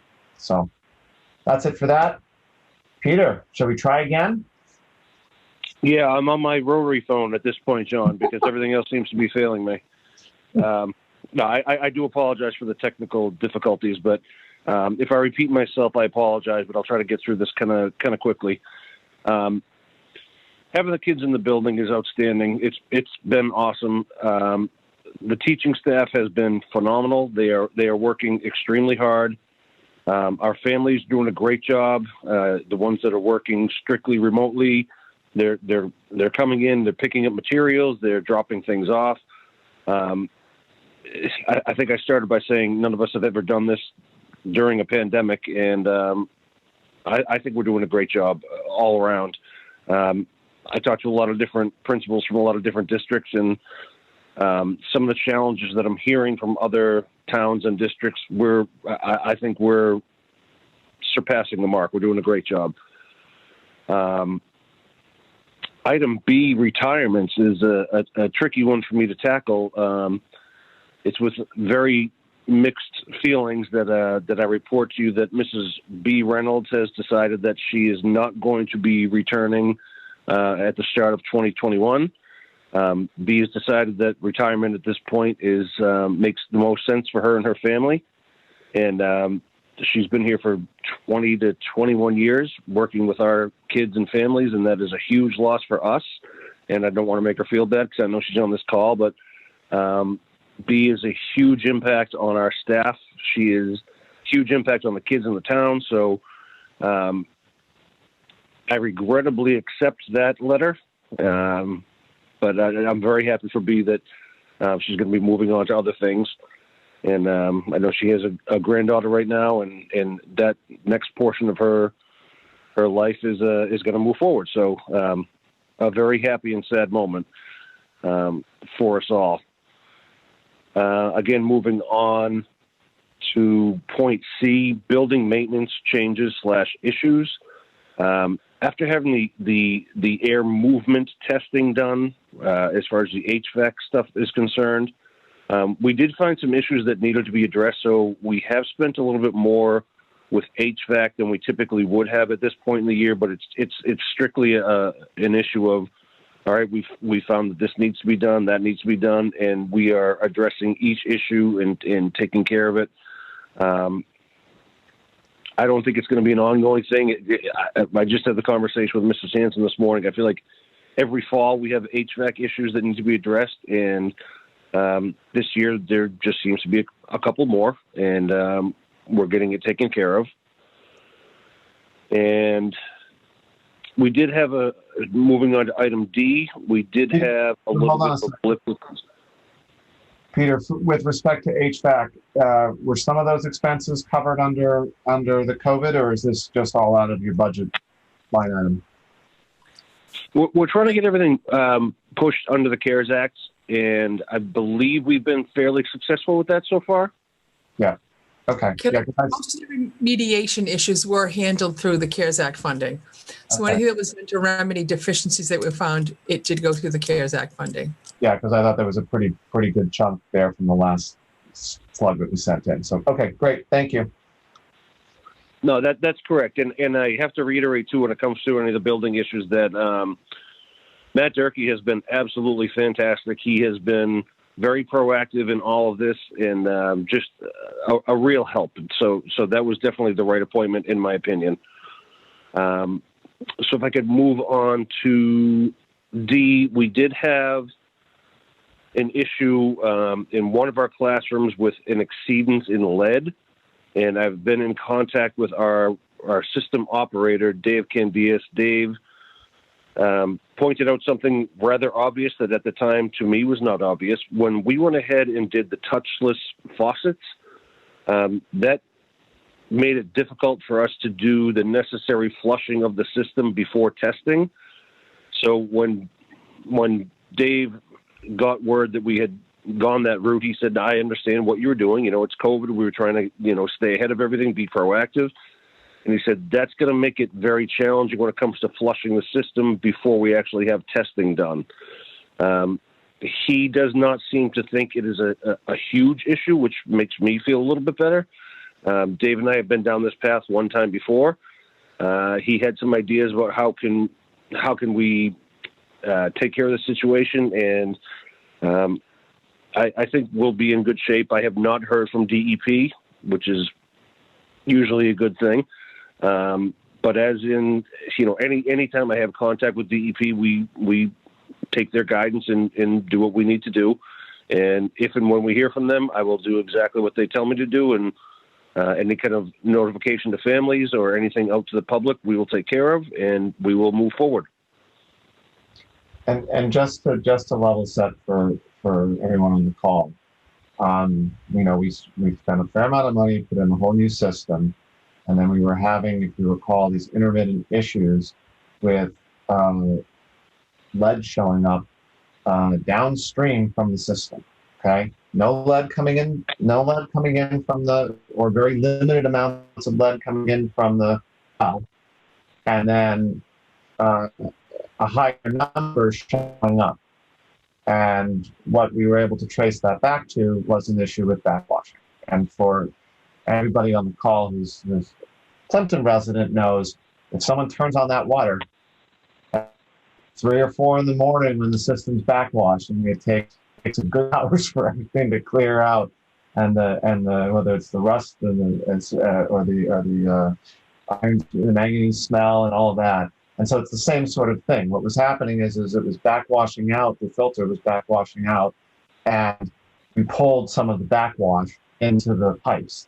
And then when we took the test, we ended up with these bizarrely intermittent things. And this is exactly what you're sort of looking at here. One classroom goes off, everything else is fine, and there's no other issues. So it's really just a matter of I guess, probably readjusting we do the backwash and how we do the testing of the water, really, to make sure that we're things anywhere. We should not be testing anywhere near a back cycle. So, the site, they cite each of there are 2 sets of filters, and each does it every 7 days, every 14 days offset. So we should be testing the water at day 3 or 4 of that cycle. Otherwise, we're going to probably have more issues there. Yes, and what Dave said mirrors what you said, John, and the fact that the last time that we had an issue was at the end of the summer when we didn't have a lot of water usage, and we are nowhere near the number of gallons used per day that we have been. So it's a similar kind of an anomaly. It's something that I'm not fearful of, and something that I'm not overly concerned about, and I will do whatever DEP tells us that we need to do. Yeah, let's just make sure that if DEP comes back extremely concerned, that we do what we can to talk them down, because there's a logical explanation to why the one test happened that way, and I think we need to remind them that, because they weren't really able to help us out when we couldn't figure out what was going on either. We tried to figure that out on our own. So we'll see. But thank you for the update on that.